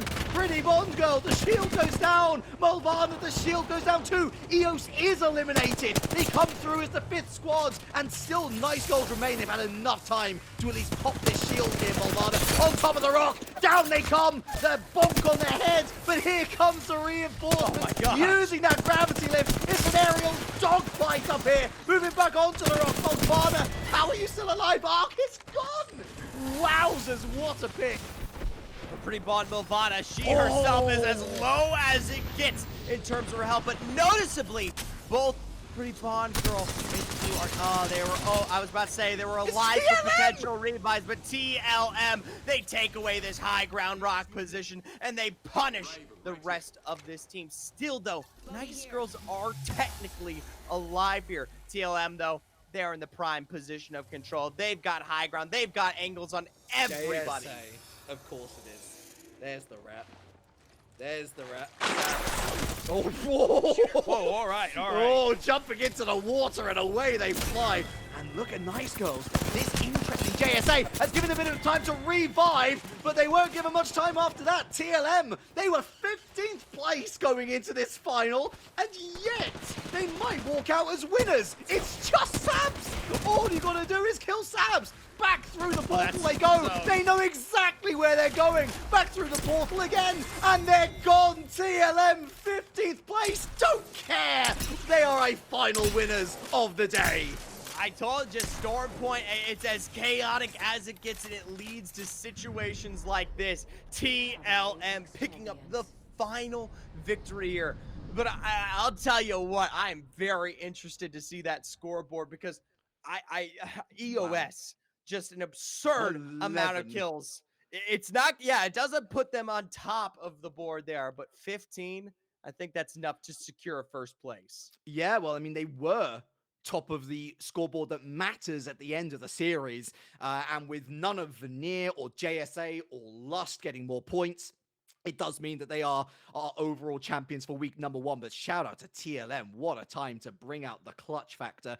JSA, of course, we await to see whether they have overtaken Lust in third. I have a sneaking suspicion that they might very well have done. Nice Girls as well with a great final round. Arc, Team Nothing. I mean, Team Nothing, that's 7 points. That could have dragged them out of the relegation zone as we take a little look over to the right-hand side of our bracket from 11th to 20th. And once again, unfortunately, Roller GF's not making it to the lobby, so they are gone. GGs are gone. VSK are gone, I believe, along with WKL. We await the fate of Loch Nessies, who sat on the precipice. Oh, And a real sad end to the day for the likes of Flower Power. As I say, never got going, really. Veneer and Lust, past winners, also dropping early.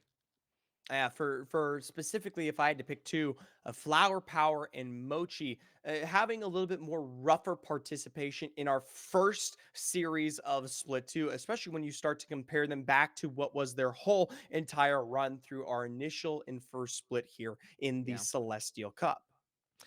But for EOS, of course, we simple maths tells us that they are our first champions in a week that aren't JSA. And I'm so Wow. glad that I brought up the point deficit between themselves and JSA when it came to the finals. They were the second best team, but by such a far margin. And to go away over these last 2 weeks to work on themselves, I mean, the rewards were tangible, and we've seen them here ourselves. So much better with their all-round game, consistency, picking up a win as well. You could argue that JSA maybe didn't have luck in their favor, but you got to make your own luck sometimes, and EOS did that.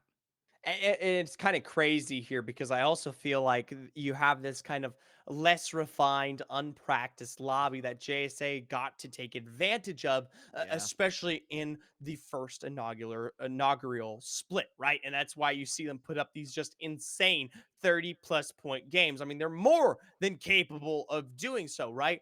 But it's this practice, this consistency that we see here in the Celestial Cup where these competitors continually get the opportunity to compete week on week on week, where that kind of difference no longer exists. You have a much, much more competitive strain of competition here. And it's the reason why we see teams like EOS, like Lust and Veneer propose their own opposition. And it's why we run Celestial Cup in the first place, right? It's to give these women the opportunity to, in a competitive environment, grow as players, see what the bar is through Split 1, and reach not just for it, but past it as well. Let us hopefully reach now for the overall scoreboard. I'm hoping that it is ready to show, because of course we do need confirmation not just of first, but of second and third. Wow. And as expected, Veneer is going to walk out Wow. second placed finishers. JSA, after the start they had, remember, they were one of the first 3 teams eliminated of the day. They sneak in ahead of Lust, who are going to be kicking themselves. 1 point separates third from fourth. That does also mean that 1 point separates $60 from nada. Had JSA lasted, or had JSA fallen in third there in that final game, we would be singing the praises of Lust walking away with that prize. Nice, girls. Nice result, honestly. A clean 50 points in 5th place. Love to see it. UTFT is going to be a bit disappointed, and look at the difference it made to TLM as well. From 15th to 7th because of Wow. that one win. You've got to credit them. Only 10 kills across the entire day. That is impressive, and once again shows the importance Mochi. of sometimes prioritizing placement points. Mochi, I mean, that's basically been Mochi since after the qualifiers, right? Some days are great. Some days are terrible, and then some days are like, eh. And this is one of those days which is like, because you look at the kill count, you look at the damage, and that's pretty good, should be top 5, and yet they fall down in 8th. Control Freaks, and guess who below them? And now let's take a look at who has unfortunately been relegated from the Solid League. Of course, that's not confirmation to say that they won't be here next week, but they are on a last life scenario. It's down to the administration to decide if they do take part or not. VSK, WKL, GG's, all newcomers and all shown the door. Roller GF's really unfortunate, seemingly connection or technical issues forcing them out of the final 2 games. That's a real shame. We hope that they bounce back, they regain. And Loch Nessies, well, they came 17th in the finals. They were technically relegated there. They were allowed back in for this week. And once again, they are not able to hit the top 15. Team Nothing doing enough in that last game to draw themselves over the line. But looking at Flower Power, Zephyr, I mean, we talk about a rough day at the office. Wow. But they were 7 points away from relegation. Look at the damage too. To have that level of poking control, but that little points to work with in terms of either their KP or their positioning is something to say. And for both Flower Power and Team Nothing, definitely some of the roughest that we've seen in terms of performance, at least in comparison to these last few weeks here. But it's nothing that they cannot fix. We know what they're more than capable of. Well, JSA have been racking in the dollars ever since the Celestial Cup started. But today, although they bring in some dollars, it will not be the motherlode. That goes to EOS, your first champions aside from JSA, a historical moment. But will it set the precedent for split number 2? Depends on who you are, really. As a neutral, you hope so. We like a bit of chaos here. We like a bit of equality. But JSA fans, of course, and the team themselves will be looking to redress the balance come next week. Zephyr, any final thoughts? No, I'm just glad to see that the competition is continuing to ramp here as everyone finds their best foot forward in the Celestial Cup, and it makes me proud to be a part of it.